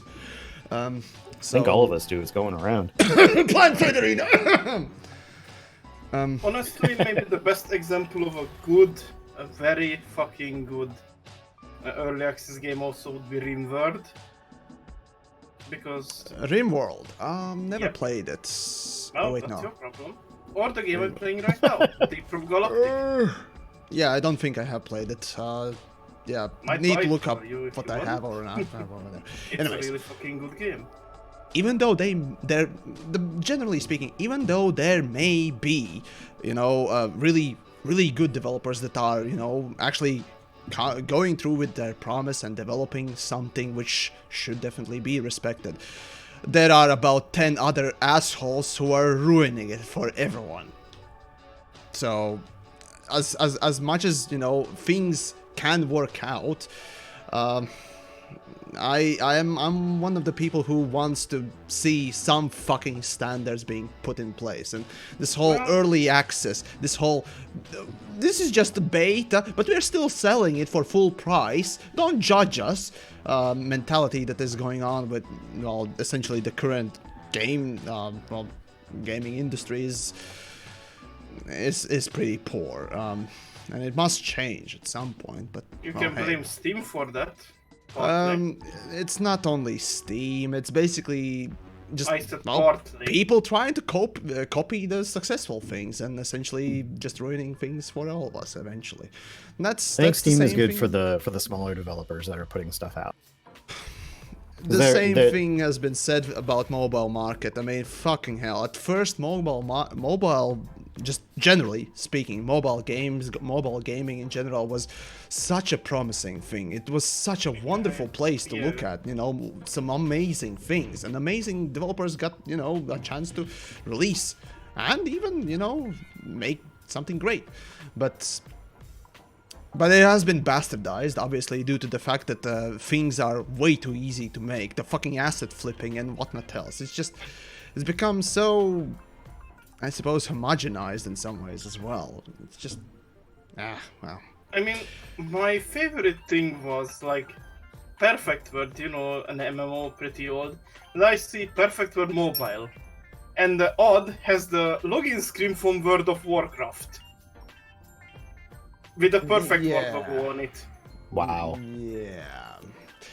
And the Well, next day, that's what you call a blatant ripoff, or even was about to fucking say that. infringement. The And borderline a day copyright later, infringement. I saw the ad again, and they had a completely different intro screen. I wonder why. I mean, okay, if you're talking about actually ripping off shit and so on and so forth, how about those companies, Chinese ones mostly, that are pushing out advertisements on, you know, ad spots and so on and so forth, using other games, both footage, screenshots, and promotional material, icons and whatnot else to promote I their remember shit. one for that. There Yeah, are like plenty Scum of of the those, for Earth. example. Yeah, that's Oh, just blatant. Like, there was this shitty, like, mobile game, supposed to be a strategy game, and they completely ripped out content from a very old game named American Conquest. And I Oh. remember that because I loved that game, and it was like the first mission that you do in the game. I mean, And there have been also a the few first- games that have tried to use literally both EVE Online, Elite Dangerous, and I think even Star Citizen's promotional material as well as just visuals. So yeah, it's Also- the fucking scumminess of just lawlessness that is going on with, you know, both the advertisement and just the worldwide ruling and whatnot else, and it's just. It's bad. Paradox's new little like side game, Stellaris Galaxy Command, the mobile game, developed by a Chinese studio. They had to pull the game down because it had stolen art from Halo in it. Wow. And it's such What a the rip-off, fuck? such a fucking asset flip that if the game crashed, it read out that Nova Empires or whatever the company's other game was called has crashed. It was such a fucking asset flip of their own game. Oh god. Well, The thing that amazes me is that they pull the assets from the most popular games out there. They're going to be recognized. Right. It's not even a clever plagiarist, for fuck's sakes. Yeah. I mean, then again, if you are a plagiarist, then fuck you, first of all. Yeah, and just no. How about you be... Well, oh, wait, no, we're talking about plagiarists. They're never smart. So, fuck Well, them. At least Paradox had the decency to immediately pull the game out. Oh, definitely. I mean, no self-conscious fucking company would keep that up. I mean, oh no. No. Just no. So yeah. Well, actually, speaking of bad industry practices, I mean, Elite Dangerous is not an exemption on anything, right? I mean, Yep. Elite also used ongoing trends in gaming to promote its own stuff, especially the pre-order stuff. I mean, fucking hell. Fuck pre-orders. Just burn them in a hole with gasoline. It was the season pass or the Horizon season pass. Season passes are literally just pre-ordering shit. Unless, of course, we have, you know, something like season passes within... damn it, what was it, the Fortnite or what else, where they already have the content in it, you just simply need to unlock it. If you're talking about Destiny 2. yeah. If we're talking about battle pass for the season passes for upcoming content, that's what I'm referring here to. And Elite Dangerous has dipped its toe in it, and well, I think they have learned from it quite a lot, considering that a lot of people. Yeah, it failed, and they learned from it never to do it again. So at least they can learn. There wouldn't have been a problem with the season pass if the season was actually good. Like, Well, they content-wise. kind of implied that it would go for a year, and it ended up being delayed for 2 years. It technically, from multiple sources, I've heard that it should have had a few extra bits as well within it. So there's that. And yeah, it was a mess. By the end of the Horizons, you know, the last update, the 2.4 was just, it was just bad.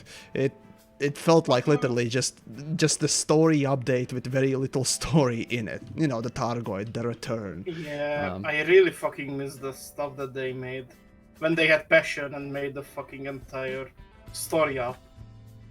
Started the Targoid story and everything. It was more enjoyable, I'd say. And they had passion for the game. Well, hey, Now- wait for 2020. It's gonna be all good in 2020, right? right? It's gonna be 2020. Just wait for it. Just wait for Like it. Just like with Star Citizen, right? Wait for it to be shit. They removed the one Right. competent fucking writer they had, Drew. Drew was called in for specific jobs, but damn it, DJ was talking about. Damn it, I forgot the developer's name. But there was definitely somebody who, you know, did the story side of things and then was trying to push it. So now that the guy was sent to, I think, Jurassic to work on Jurassic, yeah, Elite is left sort of without the lead. Lead on any sort of story direction or writing or what else. But even then, you can give your interns that you know. Oh wait, no, they plagiarize as well. Oh wait, sorry, I didn't mean plagiarize. They inspire from community's work as well. But that's a different story that probably DJ should talk about. But anyways. Still, you can develop small, short story missions within the game, no problem. You just need to work a little bit. It doesn't take much to literally use the chain missions. It doesn't. Fucking hell. I mean, if you want story, they could just fucking hire Turgeon or Blind Pure or any of the people who make the story things. The story content. Not necessary. Not necessary. Again, I'm sure there's a board called Students somewhere.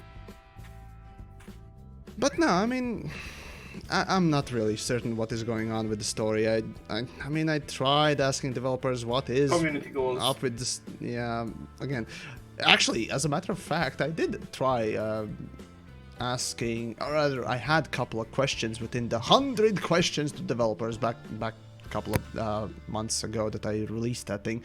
You know, a few story related things, but obviously developers never responded to it, so who the fuck knows? Ignored, you mean?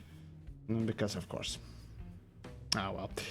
Cobra, right, hello to you as well. Let's see, I just read the post Fronted Developments posted on the Steam.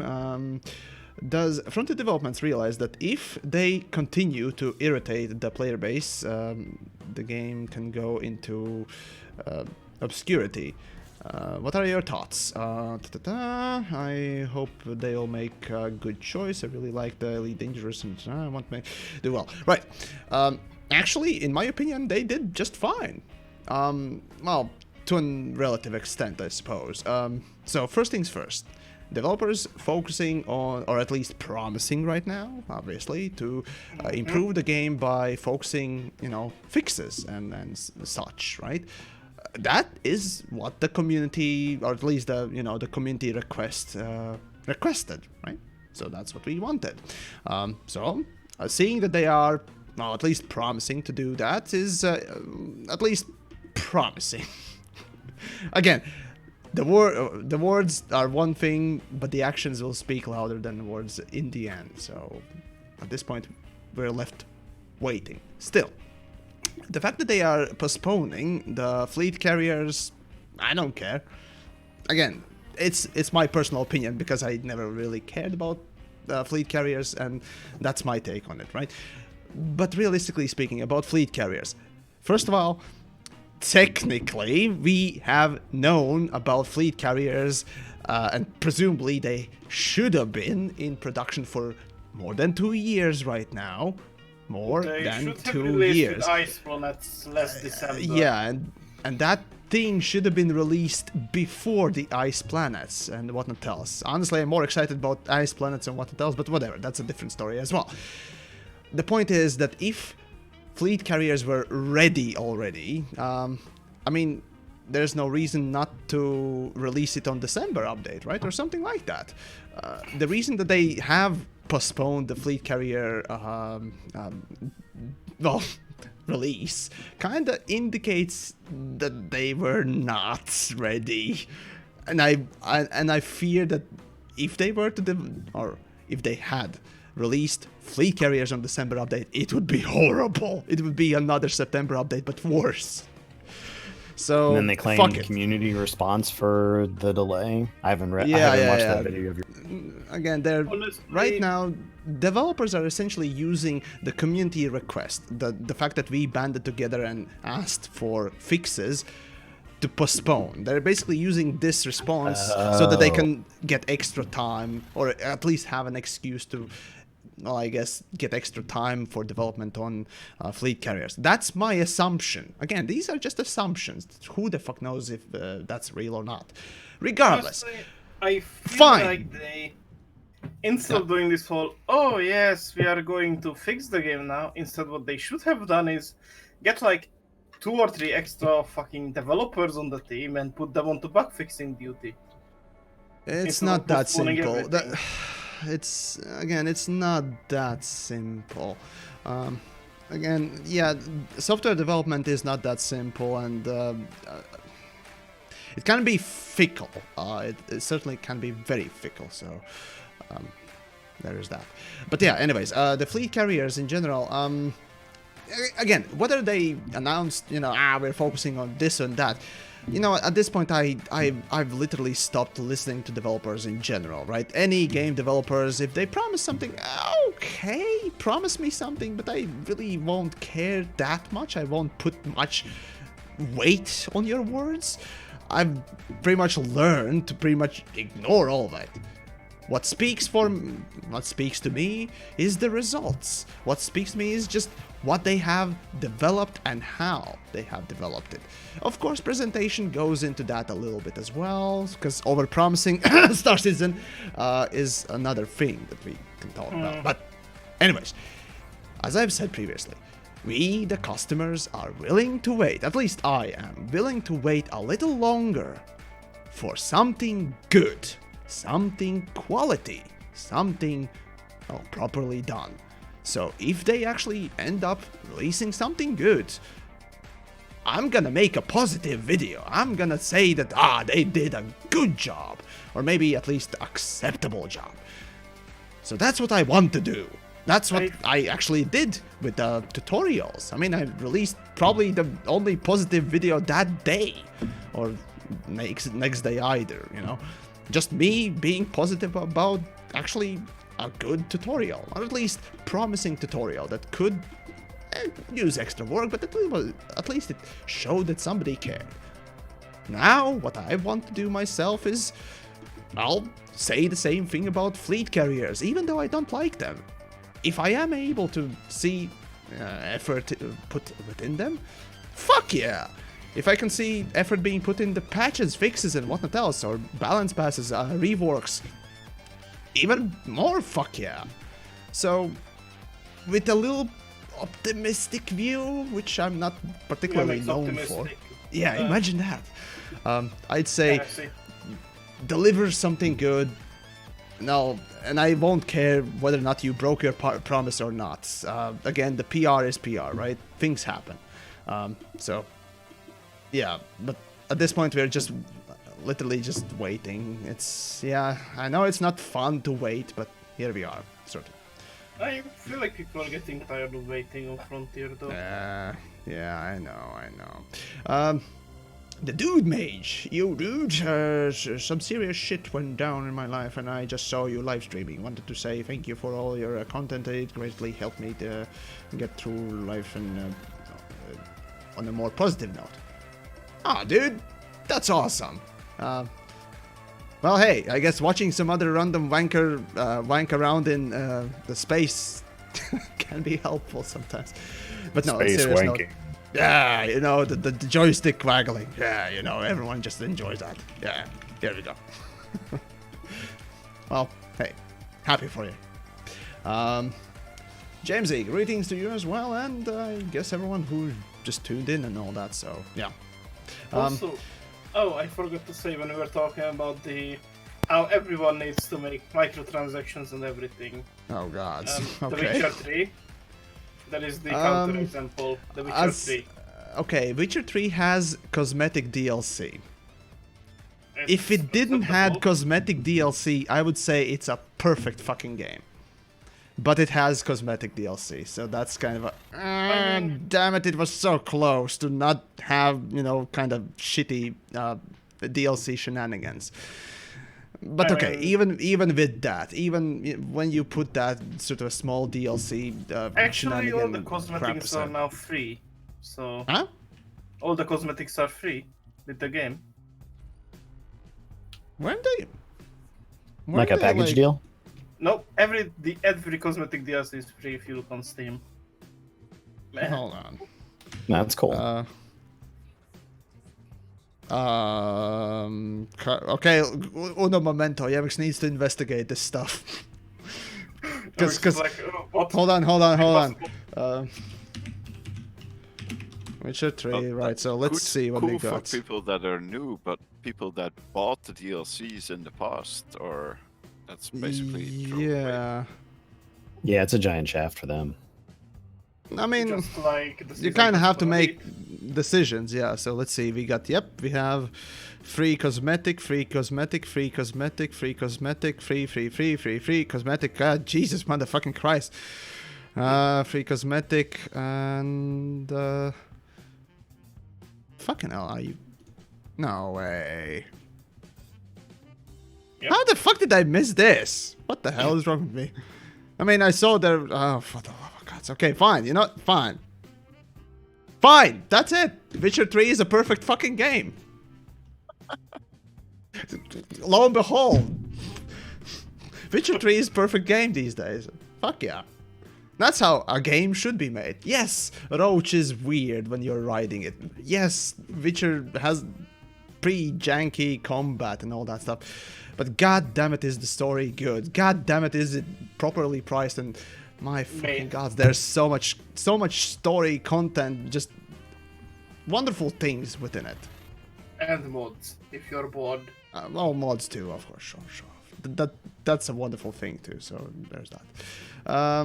But yeah, there are bugs, obviously. The point of me saying Witcher 3 is a perfect game, or at least near perfect game, is just, again, the fact that developers, well, put in a lot of fucking effort, and then they, well, you can feel that effort, not only by just the looks of it, but, well, just playing it, enjoying it. It is enjoyable. It doesn't feel like the game is trying to siphon fucking money out of it. It's good because it has good shit in it, and you just want to give them money. That's how, in my opinion, games should work. You put in good effort, good amount of, you know, your work. You show that you can do it, and all that stuff. And it, well, it'll make people, well, like me, the cynical fucking cunts of the world, you know, into massive fans for your work. So, I mean, yeah. TheYamiks. literally, Yes. anytime. People want to know where you're going. Ah, yes. Well, let's give it. Oh, god damn it! I still have 130 fucking lives. Anyways, right. So, where am I going? Right. So, my ass is gonna. What the? Anyways, my ass is gonna get alongside here on the galaxy, the arm here, right? Hopefully, and I'm gonna attempt to get to the outer arm of the galaxy to film some interesting things in the deep, dark, black. Yes, there are some really nice things. Let me just quickly sort of spoil you the ending of this little adventure. Where's the fucking wrong thing? It's Oh, not spoiling, it's early access. No. It's It's fine, not a it's fine. spoiler, it's a surprise reveal. Oh god. Jesus fucking Christ. Now we're going with the surprise. Yeah. I'm going for the... It's weird that it shows up as a stolen pod. It's not a stolen pod, it's a gyre tree. So I'm going for the gyre tree that looks like a fucking Targoid. If you haven't seen the video I did with the help of Crim Shadow about... Oh, you that know, was good. I like that one. Yeah, those space anomalies and those space alien things. There are some really cool ones, and this is one of them. This is probably the one that I want to see the most because it's so fucking weird and unique, and yeah. So that's basically what I'm trying to get. That is my one problem with it. It's too fucking far away. Like, you're going to I fall know, out of it's your so head. far, it's disgusting to go. Oh, What's your jump range on the Conda?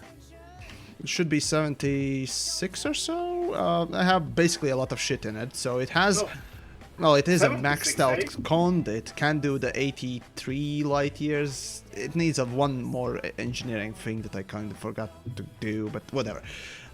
83 light years, but with extra shit on it, so... Yeah, it's 70 something light years per jump. That I can do. 76, eh? Remember to pay that subscription. Oh wait, no, it's 73. Damn it. Yeah, well, that's what you get when you pack in, well, every scanner and every limpet controller and fighters and whatchamahazards, the stupid SRV. SRVs, yes, the planetary thingamajigs and whatnot else.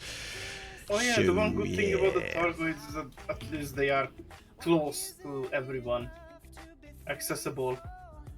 But the things that you would want to see, like you hear about it. Oh, there are like cool, amazing looking things in deep space. Okay, I wanna go there. How long will it take? Like 2 year days. Yes. Days, yeah. And then you're like, Yep. what the fuck? I know. You may find Raxel out there. Oh, you don't say. Oh, that'd be nice. As if I can. Rockstar isn't in the game yet. It's just Matt here is trying to troll me again. Damn it. But anyways, why not just watch a video about? And I have made that video. Yes, that's true. The reason why I need to go there is partly to have the footage that I made myself, the footage that I, kind of usually want to present to people. This is the life of content creator. You have to literally grind and bash your face against the wall for endless hours in order just to make either an interesting, insightful, or just simply a funny video for maybe 10 seconds sometimes. That you literally need to just do or play something for days. Yep. Shit happens, but hey, I make videos. Hopefully Like, people enjoy them. Like, random guy wants to make a video about the Targoids thing, the ground installation, activating it. You're going to need a probe for that. Have fun finding one. Probes surprisingly aren't that hard to find anymore, since you can basically, to find a probe, you need to go to, well, let's just say any sort of a system that has unidentified signal sources, non-human unidentified signal sources. In threat 5 or threat 6, you can try threat 5 or 6 depending, which one's closer to you. And usually when you have a Targoid instance, when you have the Targoid interceptor instance in it, there is a chance that a commodity that is being spawned in alongside of all that stuff, alongside of the Rex, alongside of the Targoid, and the Cloud and what else, a chance for a probe to be spawned there. There's also a chance for a simple artifact to be spawned in, the unknown or Targoid artifact at this point, or a what was it, the escape pod as well. So yeah, that's how I at least tend to pick up probes, or at least hunt for them. It's not as long as it used to be, so that's a The good funnest thing. one is when a Hydra spawns with a probe, and then you have to get the probe from the Hydra. Oh, that's well, where the fun begins. see, that's why you don't jump into a human signal source with a threat 7, 8, or 9. That's why you Isn't don't there a jump new into them. variant of the Targoids? I heard something about that. There was a new one that kind of appeared when the Palin's base was being attacked by Targoids, but it wasn't interactable. It didn't really had any sort of logic on it. It just simply followed the simple path, and yeah, people killed it, but there was really no uniqueness about it or difference. It kind of, Name. as far as I understand, what was it? Orthrus, right? So that was the name of the Targoid type. So the Orthrus was basically like a Basilisk, I think. It was just as sort of resilient as Basilisk, as far as I understand. You can, again, for more details on it, feel free to go and ask AX guys, whoever, you know, do the AX stuff. They will probably know more. But yeah, there you go. I am a little disappointed about the Targoid. So, like, let's make a new variant. Okay, it has a few extra spikes. There, done. Like, What we need is now a Targoid with the fucking spoilers on it. Yeah, that's gonna be the ultimate Targoid. the Yeah. Targoid 10. Spoiler. Yes, we need fucking spoiler Targoid. The Targoid 10 and pontoons. Bro, no. It also needs pontoons, Yamiks. Don't forget those. Daniel, right, so what was that about Orthrus? Right, those that just tuned in, I suppose, and don't know, a little while back when the Palin, the Palin's Research Center was being attacked, or, yeah, but basically was attacked by Targoids, thanks to, you know, developers attempting to do some sort of narrative or whatnot else.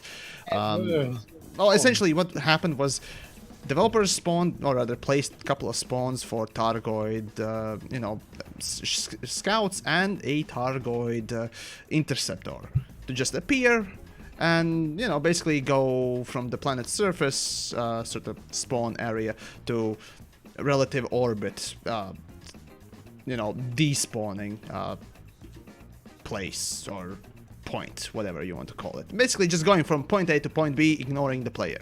And then the scouts came and just, you know, you could kill the scouts, and that's it.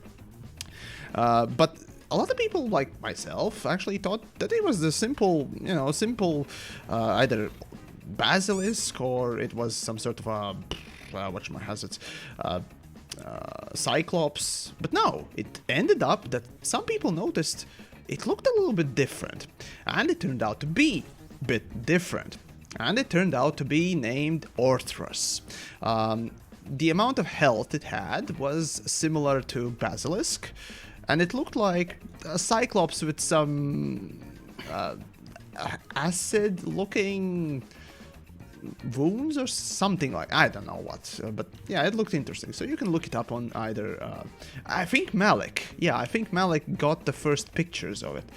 So I guess you can ask him if he's around or something like that for it, or just take a look at his clips.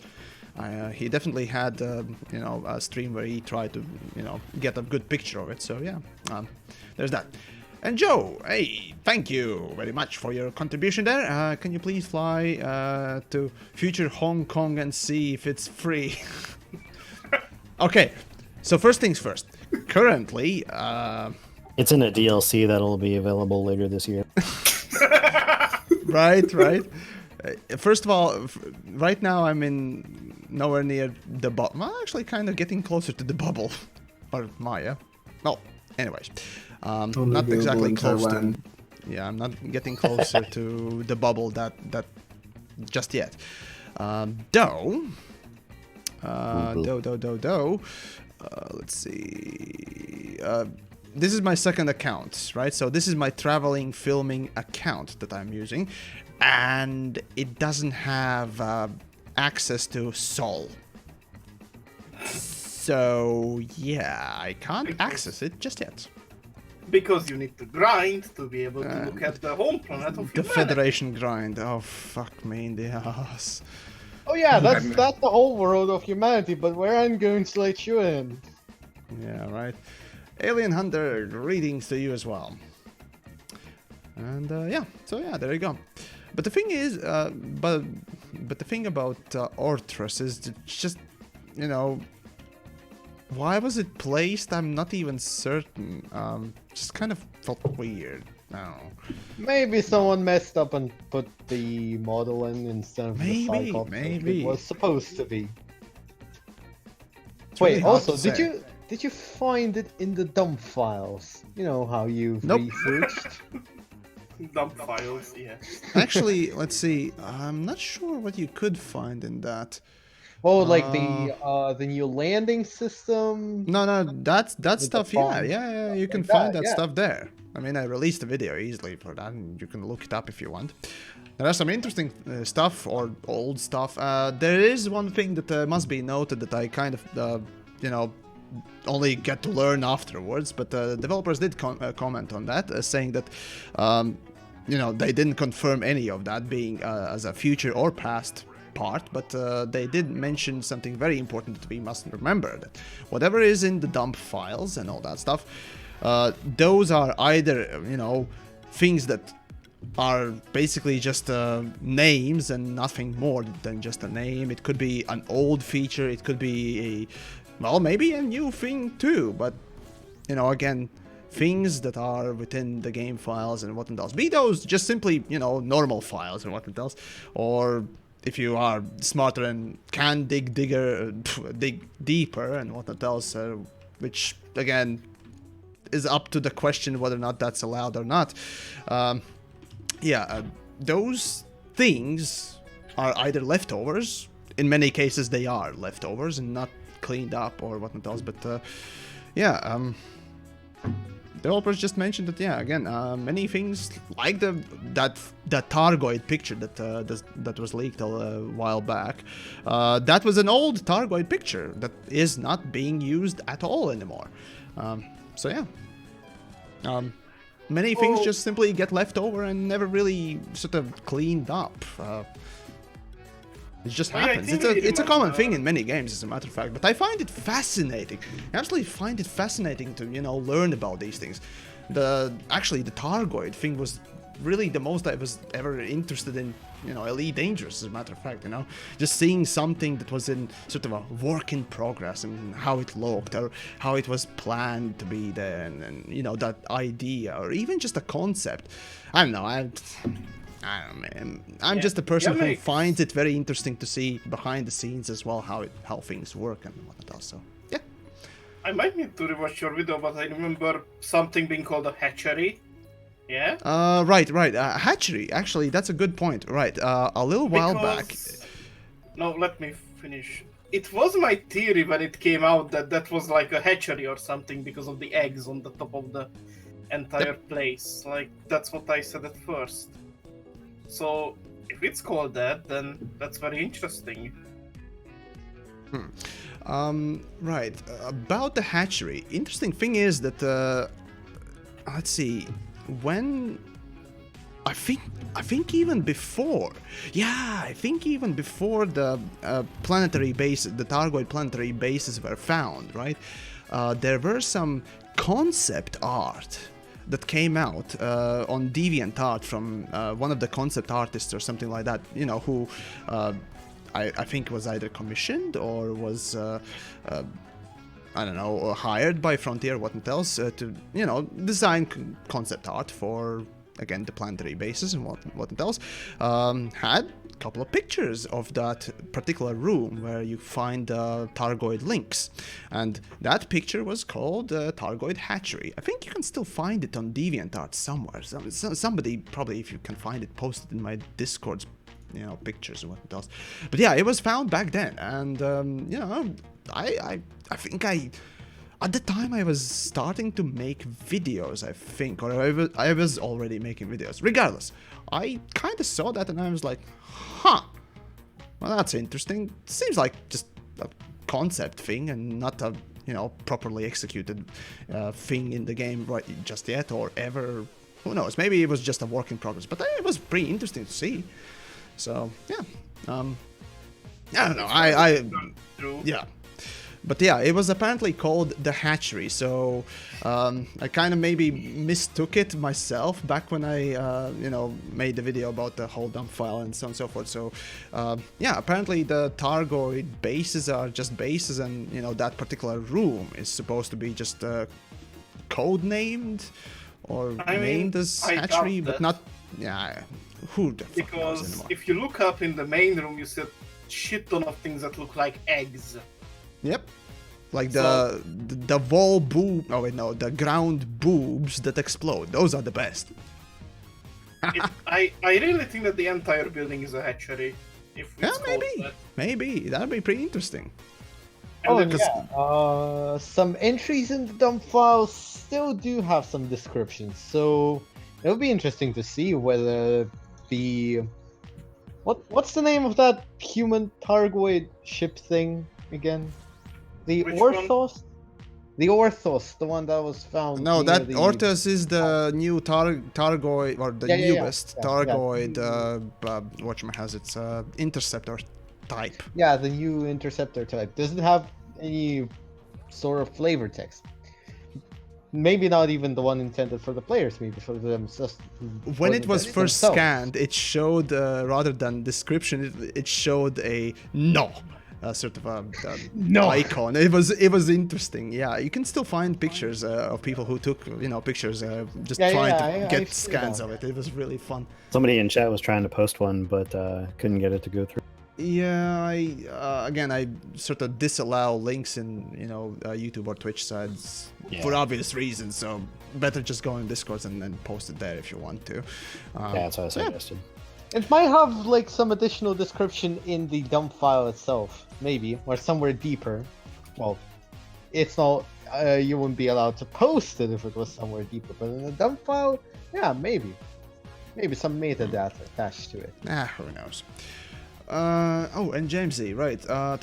Any plans for the LaveCon next year or developer meets? Next year, I mean, yeah, I'd absolutely love to go to LaveCon, and while I can't promise 100%, I mean, I've gone this year, I've gone last year, so at this point, considering that it is the only sort of bigger scale Elite Dangerous event, or rather the only one that, sure, there is the Fantastic Con, but it's kind of a bit different one.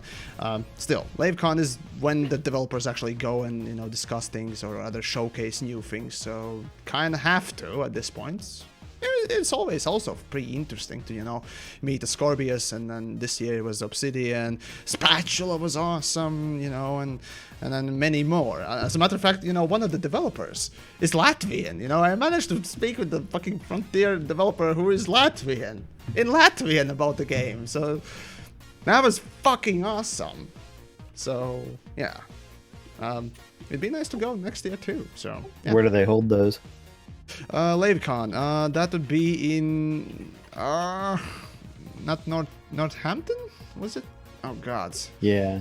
I think it was Northampton. Well, you can look it up. It's Sagebrook Hall. So yeah. Okay. Yeah, I found it.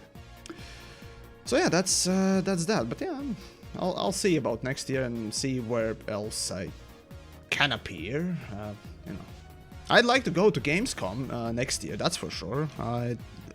Just to see the shit show, because literally Gamescom is just a massive industry shit show or self-flatulation. That's all it is. And I just want to see that. Just want to see that stuff because it's funny. Seeing companies trying to just showcase and hype people up, and then just sitting there being smug. Yeah. So yeah, it's Hey, it's fellow interesting. kids, look at this new Fortnite Battle Pass. Yeah, it's God. just 999. Buy. Yeah. Have your parents buy it. I will never complain about Fortnite. It's kept all my games clean of squeakers. Well, yeah, That's a I very mean, good point. it's everything bad comes with its own good side. Everything Yeah. bad. Does. Squeakers. Squeak. Yeah, Squeaky I hadn't clean. heard that before. Yeah. So yeah. Alright, here we go. There we go. Right, let's see. Commander Taduchip. Yep. He wasn't the only one who managed to kill that new Orthros type of the Targoid thing. Yeah, there were plenty of people who were just ramming the fucking thing and ramming it into the ground. It was pretty interesting to just see. So yeah, Also, it's been was killed.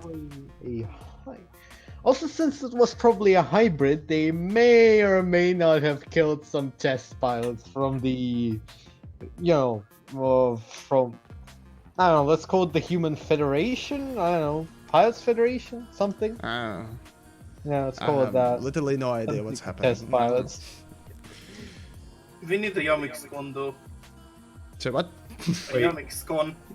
Isn't Federation Oh, I don't know. Federation pilots dying? Yeah. Before I start thinking of doing my own convention or sort of even a meetup, it's just, first of all, I'm Latvian, right? So making an event in Latvia would be kind of a doubt many would first of all come. Second of all, How would you if I even were- get to the moon? Right, yeah, that's true. Yeah. Har. Not terrestrial, yeah. I'm an alien. I'm an illegal alien. Explains I'm why. not an Englishman in England world, yes. There you go. As a German, I can think quite a couple of ways I can go to Latvia, but I think the Poles would have Oh something- god! don't you even start. That's what we need, yeah. Another fucking invasion, yeah. Can you Hey. actually land on the moon yet? Yeah. Oh well. Like, can you even actually land on Earth's moon yet? Nope. Nope. The Pilots Oh. Federation just doesn't want you to for No, some it's reason. it's the Feds that don't want you there. Oh, of course. No. What is it? Maybe they just don't want us to, vandalize and desecrate the landing site. Nah, they're testing some Targoids there. Yeah, that's what I was gonna say. That's their secret Thargoid research division. That's where the Area 52... Raxla, that's where Raxla is, man. The secret Thargoid brothel. Yeah. Oh god. Well, I mean, they have listened to you. They have made the suits. So, Oh my. Oh my. Well, it's time. hey, you go ahead and enjoy that Kirk maneuver on the Targoids, okay? I'm gonna please, no, watch I that was behind the kidding. blast shield, okay? I'm not implying that I'm a voyeur, but just saying that, hey, if you're offering, I could, yeah, for science. Sure, for science. Everything's That's for what they all science. say. Yeah. Yeah, makes sense. Makes sense. Maybe they don't want us going there because the moon landing actually was fake and people would find out. Oh god, yeah. The world is flat too, yeah. Every other planet is conspiracies. round, it's just Earth is flat. Just Earth is flat. Science, folks! Maybe the Earth really will be flat if you lower your graphics enough. Wait, Well, this is something for Frontier. This is an event for like Easter, an Easter joke or April's Fools. Just make Earth. Actually, in Stellaris, If only they would actually do some sort of a event-like events or the I don't know, celebratory events. It's a rare instance when Elite Dangerous even does the Xmas event or something like that. Oh, well. I mean, for the flat Earth in Stellaris, there is a mod, Planetary Diversity, that has a flat Earth, and the description is the planet is like artificially made and supported Nice. by ancient technology or some shit. So it's And the flat, and it's literally a 2D disc. It is carried by Imperial slaves. Yep. and the other side is SRV landable, but the moon still isn't. Yeah, as a matter of fact, let me just open the map. It's an interesting side note there, Sol. So if you open up the Sol, right, our solar system in this game, and you look at the moon, which doesn't have atmosphere, and technically we should be able to land on it. That's the Mars. Moon doesn't have landable. It's simply not landable. It's just not designed to be landable, which is kind of a weird thing, considering that it's basically like any other, planet that we can land on. You can land on Venus, or Mercury, I mean. It'd be nice If I remember correctly, the moon is actually filled with cities at this point, and they just don't have the assets for that at this point. to just cover the entire thing. It in looks the kind of giants. empty for that. It looks kind of empty for Or that. they are too lazy. Or I think That's plausible though. the I actual mean- reason is like so in real life we've mapped the entire surface of the moon. Like if Frontier made the thing landable, there would be some fucking nerd that would be going, "Oh, this mountain is actually supposed to be 3 centimeters higher," or some shit like that. Well, that's already kind of happening because Mars is terraformed and all that stuff. So, interesting thing also is if you go fast enough without an accuberry drive, so just plain old rockets and things like that, you can actually make the Earth flat, at least for you. You'll perceive it as if it's like a meter wide and it's just a disc. So yeah, it can be both spherical and flat at the same time. You just gotta go really fast. basically, you're saying that we need to all become Sonic, okay? Oh, that's a prospect I Sonic. definitely don't want to be. Speaking of which, there is a movie coming out. I was about to say, not the one from the movie. Wait, what's the design? The humanoid Sonic. Wait, With the human to- teeth and fingers to and end- appendages. We need to engineer our thrusters until it can get to like 0.99C or something. Oh, actually, someone has actually done that. Like 200,000 meters a second, I think they got a result similar to that, and they Holy just cow. boosted out of a starport. That was amazing. Like Neat. being Super Cruise, but without the Super Cruise.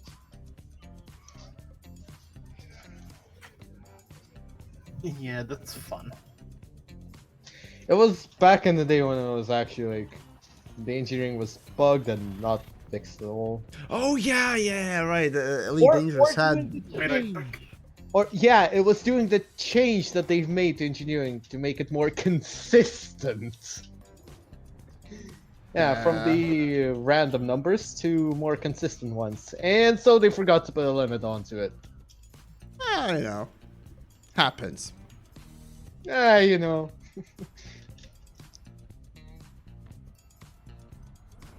All right there. I would like to acknowledge Jess Garcia's "That's What She Said" comment. Oh. Okay. Of course. Approved, I guess. Sure. I'm a fan of the genre. A connoisseur of her said, she said, he said. What has it say? Oh. Yes. Indeed, sir. Joe said.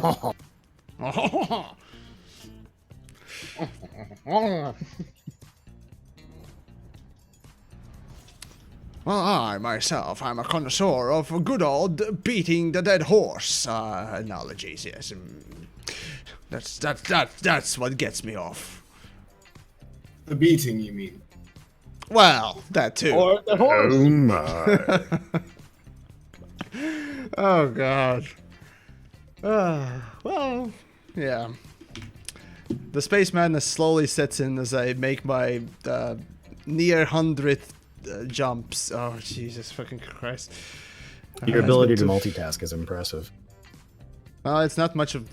Well, yeah. In time, you kind of learn to brain off and let fingers and things do the jumping thing. Yeah, that's what I was thinking. Extended jumps and lots of videos where you still have to talk while you're doing it. Well, I usually post or pre-record depending on what type of video it is.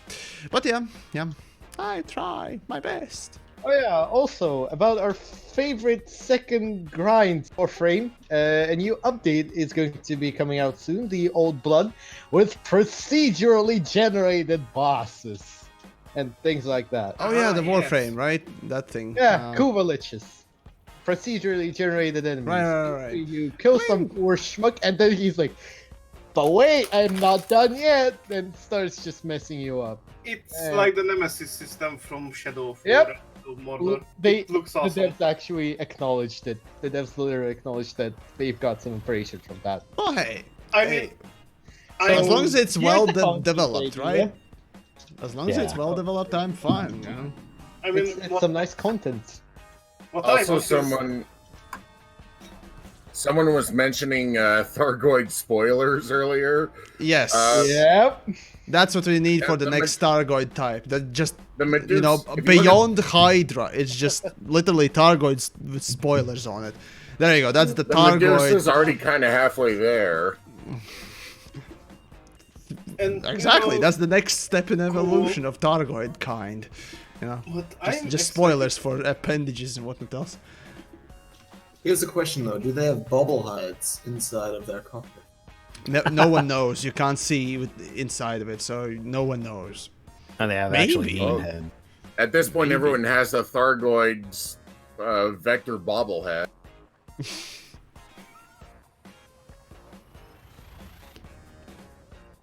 Elite, pimp my Targoid. Yeah, that's what we need.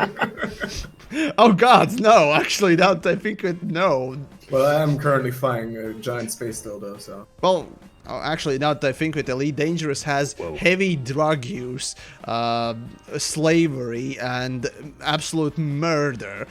Honestly, prostitution probably doesn't seem like the worst thing to happen to Elite Dangerous these days, if I'm honest. Oh, also, alien genocide is another thing that happens in Elite, so, you know. Again, I suppose prostitution is not the worst thing that could happen. Genocide is completely normal. I don't know what you're talking about. No, I'm not a Stellaris player at all. No, not at all. No, I'm not a Stellaris player. I mean, I'm just- prostitution is legal here in Germany, so. Let's see, in Latvia was... I don't think it was legal in Latvia. Yeah, I don't think it was. It's not legal. Oh, here, we I'm can sure. fix that. It's actually quite fun. The situation is that the dames can actually go and take their pimp to court if he doesn't. Oh, that... Yeah? Wow. You know, take your boss to court. There you go. Simple as that. Take your And boss let's to not court. forget taxes. Yes, taxes. Who can forget Germany and taxes? Yeah. Yeah. That's half the fun. Just print more money and pay all the taxes. I think that's Greece. And Well, Venezuela. I mean, that's also Germany Yes. in the 1930s. That's exactly what they did. So where is everybody geographically? Europe. Area In Europe 51. as well. The great land of Latvia. I'm only like 75% kidding about Area 51. I live pretty close to it. And no one saw the Thargoid whore. I snuck out of there. Oh, no, not at all. I Just, was. just don't forget the suit, okay? The body condom. I mean, I was a little disappointed that there, wasn't anything big. It was like 1,000 people turned out at the raid, and I thought this was going to be this big thing. I didn't think they'd actually get in, but like 1,000 people, I was like, I think there was Wait. one person who went into Area 51, like an old lady or No. something. No. There, I there, saw was, some guy there were Naruto plenty of run. stupid people around. Yeah, that I was about to spot. say the Naruto run, yeah. Ah, yes, the Naruto runner. I mean, the Americans were very clear what was going to happen if you enter the military base. Yeah. That you were going to be met with a small round object into your ass. Are you talking about the alien beads that you found here, yeah? There. Of course. And all of a sudden, YamiKs stream is off the air. Yeah. No, but like, what would have been a clever idea is if like they had a gate and just like had it turn around, so they all ran in and then had this chicken coop and basically spit them out on the. Testing the first guardianship on Area 51 raiders.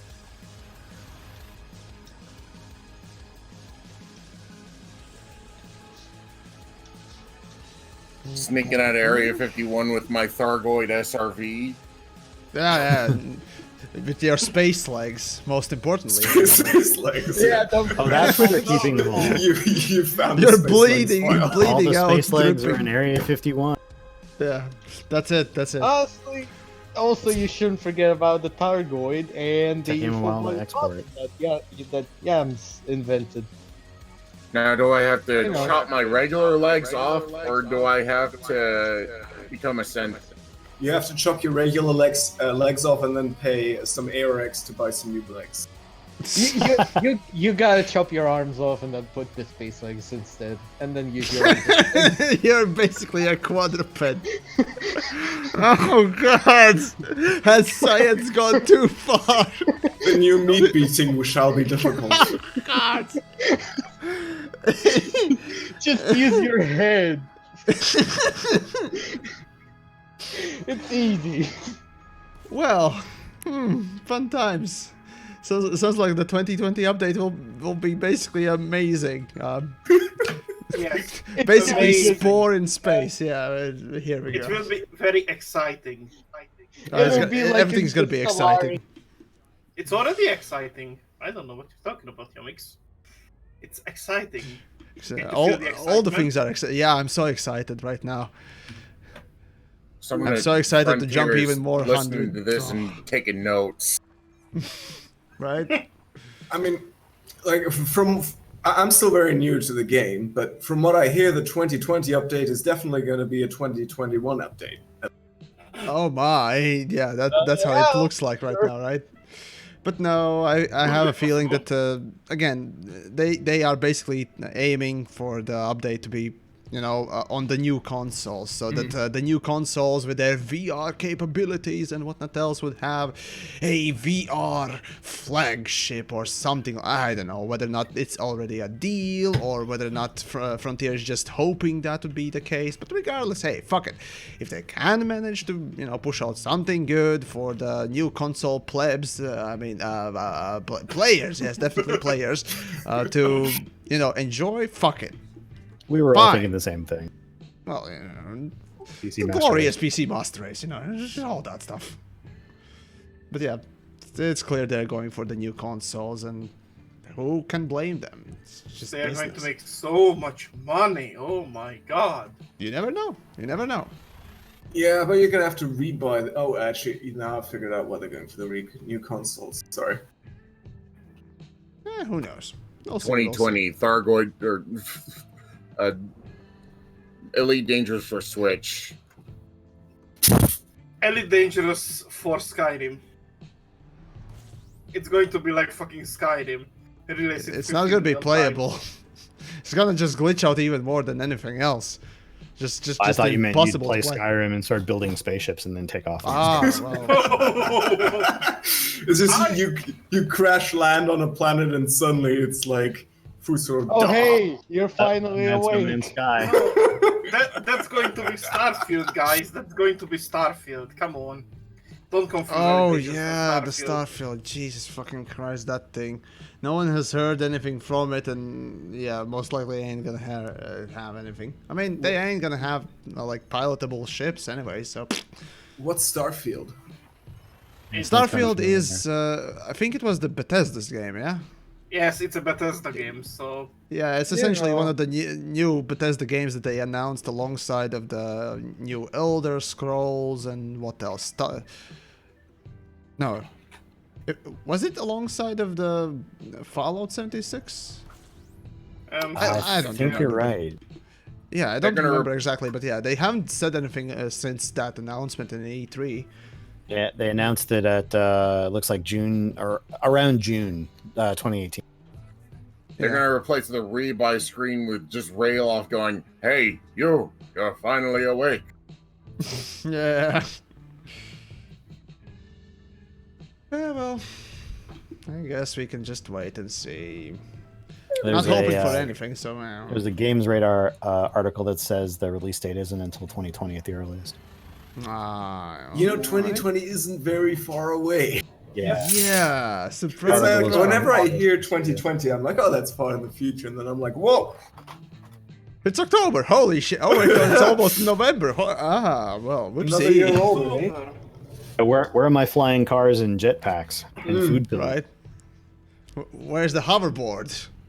Where's Most the important spooky place. scary skeleton? Well, we now have the electronic, what do you call it? The electronic scooter. You know, the thing that lazy people use, and where I'm just like, even for me. use yeah, your that's legs! Kick once every, like, 10 seconds and then you have it, and you don't. And Not of only course that, in Germany, you have it's like insurance. there's even better invention that I like to call a bicycle that helps you go both faster and more safer, I think too. That But, sounds like a made-up word. I know, right? Bicycle. Is that something you farm with, like a bicycle. sickle, or? I don't know. Two of them? It sounds like No, anal that's beads or true. something like that. It's a sickle with two sides. Come on, we all know that. Then again, No, considering no, that that's just the Huh? glorious Soviet symbol.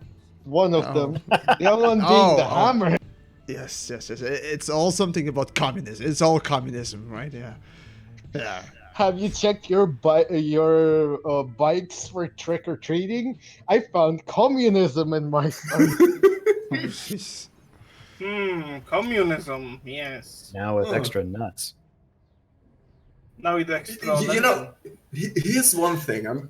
As a That one passenger I'm mission, through. as a passenger mission, one thing which I would love Frontier Development to put in is just like being able to sell my passengers nuts and like stuff and charging extra for their suitcase. Well, What kind? That's with the TSA release. What kind? Please specify. It can use horrible imagery in my. Well, obviously, as I'm flying within the Empire and am a subscriber of TheYamiks, there's only one kind of nuts being served. Oh, no. I have never They're implied all nuts. Tinted serving. windows, that's all I'm saying. Oh, Why do you Like- think the slaves are cargo and not passengers? yeah. Can you that's actually a good- eject slaves? It's Nope. like it's Oh wait, no. Slaves, Carter. yes. Passengers, no. They eject themselves when they get very unhappy for some reason. That's I why just when fly. they are very unhappy, you go near a black hole, so they eject into it. goodbye. That would actually be an awesome idea when have a whiny luxury class passenger, which I just had on, and then basically she was like, "Ooh, you got attacked, you got pulled out because you were flying into a sun. I want to fly into a black hole with said passenger on." Yeah, I wish we could actually fly into stars or anything really without the exclusion zone. I mean, that's the first thing that everyone would do probably, just go to the center and just sacrifice in mass to the great void gods or something. I mean, who wouldn't do that, right? You could do. Oh, Yeah. that's totally a thing. I could see that. Yeah. I mean, that's what, No Man's Sky sometimes does. Just yeah, crash I know. Gotta every get to the mark. next universe. Yeah, oh god. Just crash Anyways. every Cobra Mark IV into Sagittarius Alpha. Just all Yeah. of them. Yep, definitely. Clean And up. August, thank you very much for your contribution there. Heard there was a T. Hello again, YamiKs. Hey, greetings to you as well. Well, yeah, I got. There was coffee that tea. right Pip pip. now. I got my Cheerio. tea. No, actually not the tea. I drank tea previously. Got coffee for me now. Anyways, I was talking about scooters. I went downtown a couple of weeks ago, and there were those little scooters everywhere, all over downtown. Yep. We've got a couple of universities down there, so I'm in those areas. The university kids were using them a lot, but yeah, they're piled up on every corner. For Dragon Con, there Yeah. was like 6 or 8 of them on every. Dragon Con? That sounds like some kind of a furry thing. Yep, exactly. That's exactly what it No. was. No one It- can tell me otherwise. It used to be called Dragon Con and the Atlanta Comics Expo, but then they changed it a couple of years ago, so now it's just Dragon Con. It's one of the bigger The sci-fi furry people. cons in the southeast. Oh yeah, now I remember. Yes. I heard the thing somewhere, I just couldn't place it. For a second there, I was thinking D&D something, but no. Yeah, there was something like that. Well, hey, in Latvia about the scooters, yeah, we have them, but not quite in such quantities as in, let's say, bigger countries, bigger cities. Bigger technically- cities. That feeling No. when your country has less scooters. than Okay, cities. fine. Our biggest city, our capital city, Riga, has about 750 citizens occupying it, so it's not even Wait, a million. Yeah. Occupying? Occupying. Well, Oh wait, That's don't the say correct occupy. term. He'll get the German excited. oh, no. Oh Lord! And the Russians well, want to free them from occupation. That No, the thing is, that joke would probably land a little bit better if we had a Russian guy, because you see, Well, you Russians got one. occupy Latvia You got one. technically. Oh. So Me. It's yeah, me. so there's that. But anyways, that's a little bit of history there, of course. Anyways, I'm from America. I don't need to know history. Nor geography, right? No. Geography does not exist. I It's actually just went to. America. Fuck I went to an yeah. American high school, and they do not have the option even to choose geography. What the fuck? Wait, what the What the fuck? That wasn't my high school then. Really? Oh. I don't think I had a specific geography course, but it's been a while. Holy shit! I had geography for a couple of years in mid school, and then a few class. Let's see, for at least 1 year I had it in high school too. So it's like we literally had to know every country in the world. You know, we had tests on all that stuff, depending on the region and all that stuff. So I'm thinking, just what the fuck? Yeah, I Well, mean, you're kind of lucky. You're kind of lucky. Like, Russia is a lot bigger, and we gotta memorize literally everything there is in it. Like, resource deposits, things Yeah. like that. And then Yeah. you also have to remember the population, the types of industry, the types of materials that industry. Most of it's snow and ice anyway. not for long. It's potato. You True. see, it's potato e vodka. Okay. Well, I mean, that would be a product of the chemical industry then. Or gulag. I mean, I have a question to the Russian then. So, do you eat a lot of potatoes in Russia? I assume so. Relatively, yeah. I mean, I everyone think we eats have- potatoes. So Russians unless and you're some Irish sort of people weird- have a lot in common then. Well, we I think also have there's- North Yeah. Korean gulags in our country. They're Oh. actually not known to Ugh. many. North Korean settlements, yeah, in Siberia. They're hidden. Okay, well, So, isn't it actually like part of the route? No, wait, that's China. I'm thinking of China. Oh. Okay. Aren't Russians supposed to eat beets raw or something like that? Isn't that the Russian thing? Caviar, yeah. Do what? The beets. You know, the plant, beets. Beets, Beets. like On Like the red subject of beets. vodka. It's not like Beats by Oh. Dre, it's just Beats. Also, not Beats, Be careful beats about like a beating music, things on but TheYamiks it's channel. Beats. Yeah. Also, it's not beating something, it's Oh, B-E no. eats. Yeah. There you yeah. It's There you grown in some regions, yeah. And no, also no, there's no, fruits too. yeah. You can never forget that. Hmm. Yeah, well. There's almost Anyways, that. in Latvia, it's basically just everything. Just potato, beets, pretty much any vegetable around as well. I mean, just the common, typical thing that you would imagine as a stereotype. We got it. We got Pretty it. much. Aside from the guns, we have Even hot chocolate, you got it. Yeah, you got it. It's an important thing, yeah, but yeah, we got it. No. I'm talking about the Polar Express movie. You know, like hot chocolate. We got it. Yeah, you remember that, don't you? Oh god. It's that one. I'm drawing a blank. So no. Blank card. Oh well. Well, yeah, it's a pretty nice one. So you know, if you haven't seen it, I would recommend watching it. I've seen it, but it's been such a long ass time. I just don't remember.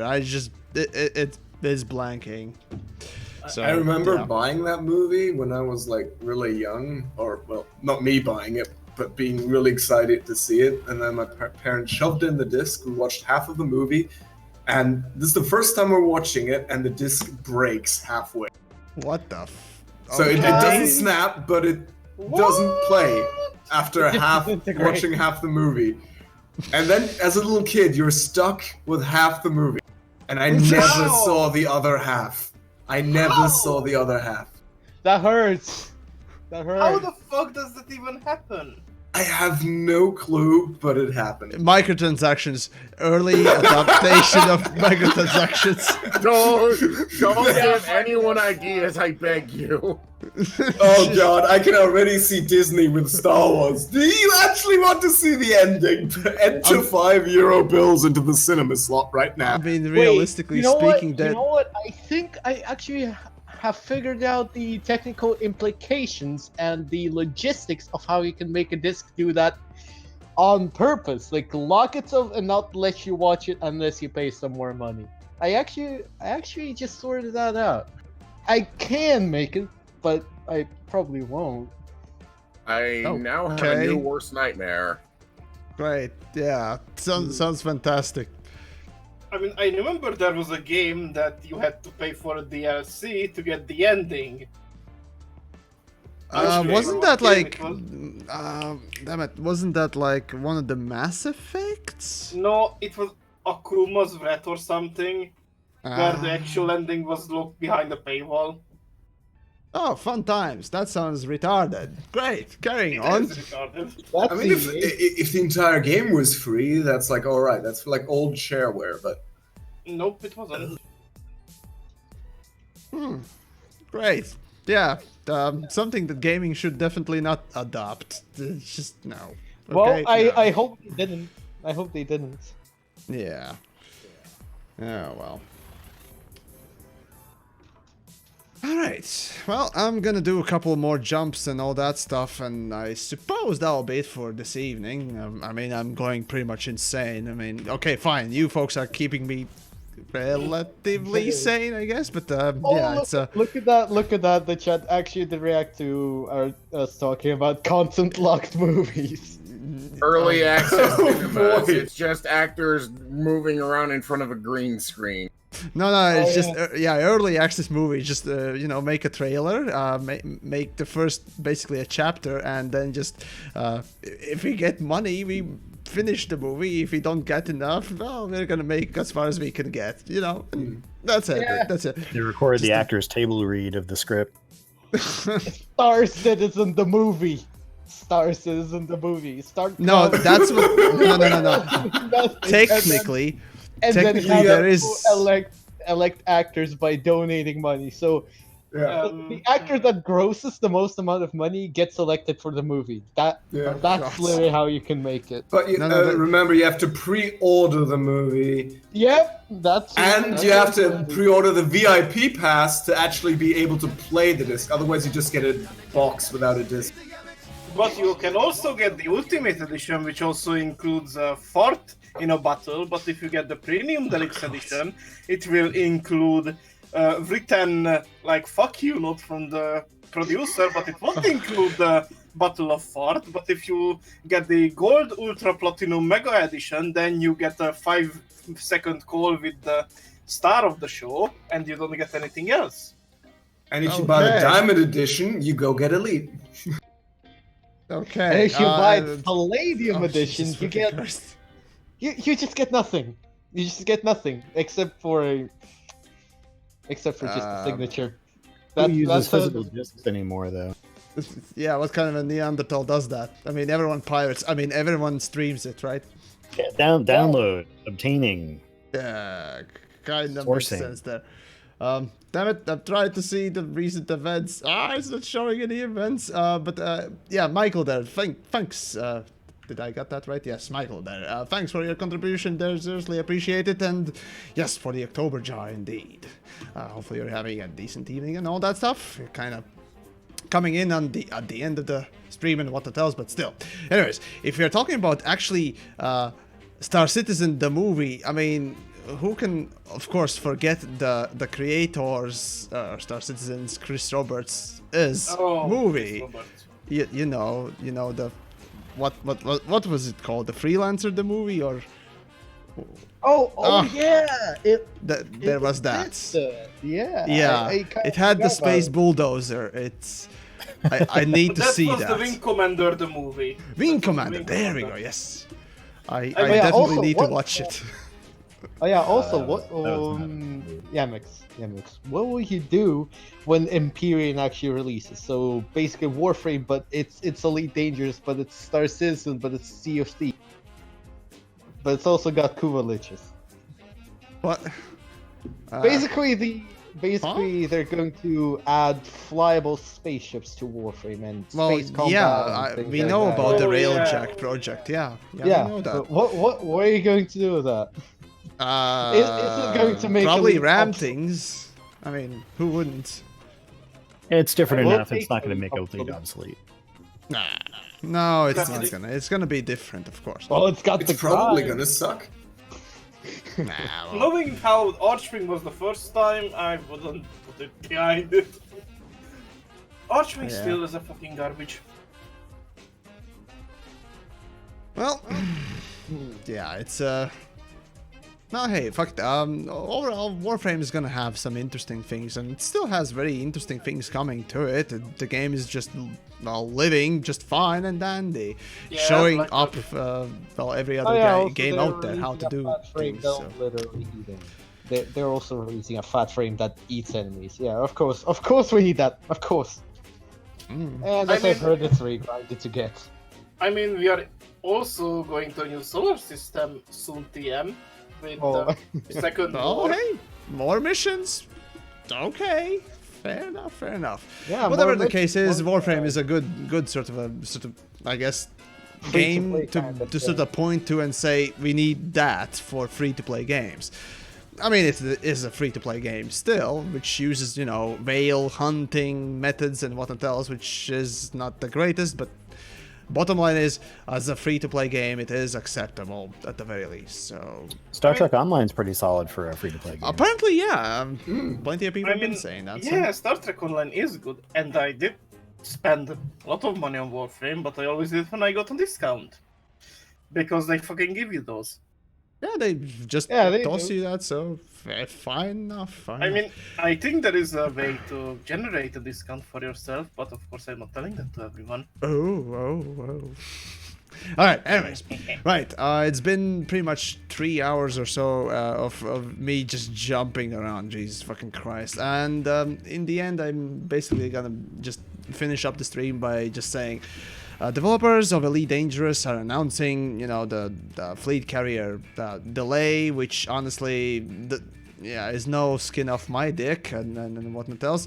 So I particularly don't care about the fleet carriers, but those of you that do care about them, mind you that fleet carriers have been in development for, or technically should be in development for more than 2 years, and if they're still not ready, you gotta start questioning as to what the fuck have, you know, developers been doing. That aside, if developers are really committing to making the game better, if they are committing to improving it, let's give them time, let's see what happens, and, well, kind of be relatively optimistic and just raise maybe a one thumb up here and there, you know, just in a support, I suppose. Don't get too excited, because let's be honest, this is Frontier developments that we're talking about, and they haven't had the greatest track record of fixing things or improving things in the last couple of years, so who knows. But I wish to be proven wrong or different, or at the very least, you know, be able to make a positive video about something. So, all I can say is best of luck to developers who are, you know, committing to the improvements of the game. Definitely want to see that coming in, and yeah, as I said in the video that I released just before I started streaming, don't disappoint us. They Simple will. as that. So yeah, that'd be my take on the whole announcement of you know, we're postponing things and whatnot else. So yeah. TLDR, if you're gonna do it right. Yeah, that's true. And I suppose that'll be it for this evening and you know, that stuff. So overall, massive thanks to, well, relatively speaking, randoms who just decided to drop in on sort of a open mic evening and whatnot else. So it was definitely a wonderful evening, and definitely kept me sort of sane, relatively Are you sane. sure through- we are not just figments of your imagination? Maybe. Are you sure? I might be just be, who knows? wanked I so might be hard. in the, asylum, just pissing on the walls, banging my head against the bars and whatnot else, and just yelling obscenities, which Aren't we all? really that. Aren't we all? That's so relatable. Are you It's not gonna be really doing that far something away like from this? what I'm doing. Are you going to be doing something like this again? I mean, this is quite fun. I'll see what I can do. It's not always that easy to sort of, open up the mic and whatnot else for everyone because randoms, you never know what you're gonna get. Members of the Elite Discord. Members of TheYamiks is That and more, Discord. of course. But that aside, again, from time to time I try to do that. So yeah. There's also another interesting thing that I must mention is that by the end of this month, either on 30th or 31st, the spooky, scary skeleton evening for the Halloween, I'll be playing Team Fortress 2. So anyone who wants to join, well, I'll be around and I'll be streaming. So it's gonna be just basically a play session. What else? It's gonna be a stream and all that. So there's that. So if you're into Team Fortress, come along. That You aside, can well, type TheYamiks. yeah, sure. I never said that I don't like that. I mean, if I'm in open, then fuck yeah, come and fight me, brah. So there you go. Anyways, I suppose that'll be it for this evening. There's not much else to say. Just join the Discords, follow the Twitch channel, the YouTube, whatnot else. Hey, maybe consider becoming a patron if you want to support the stuff that I do. And, I guess that'll be it for this evening. Once more, massive thanks to people who joined, and I'll see you around. Take care. Take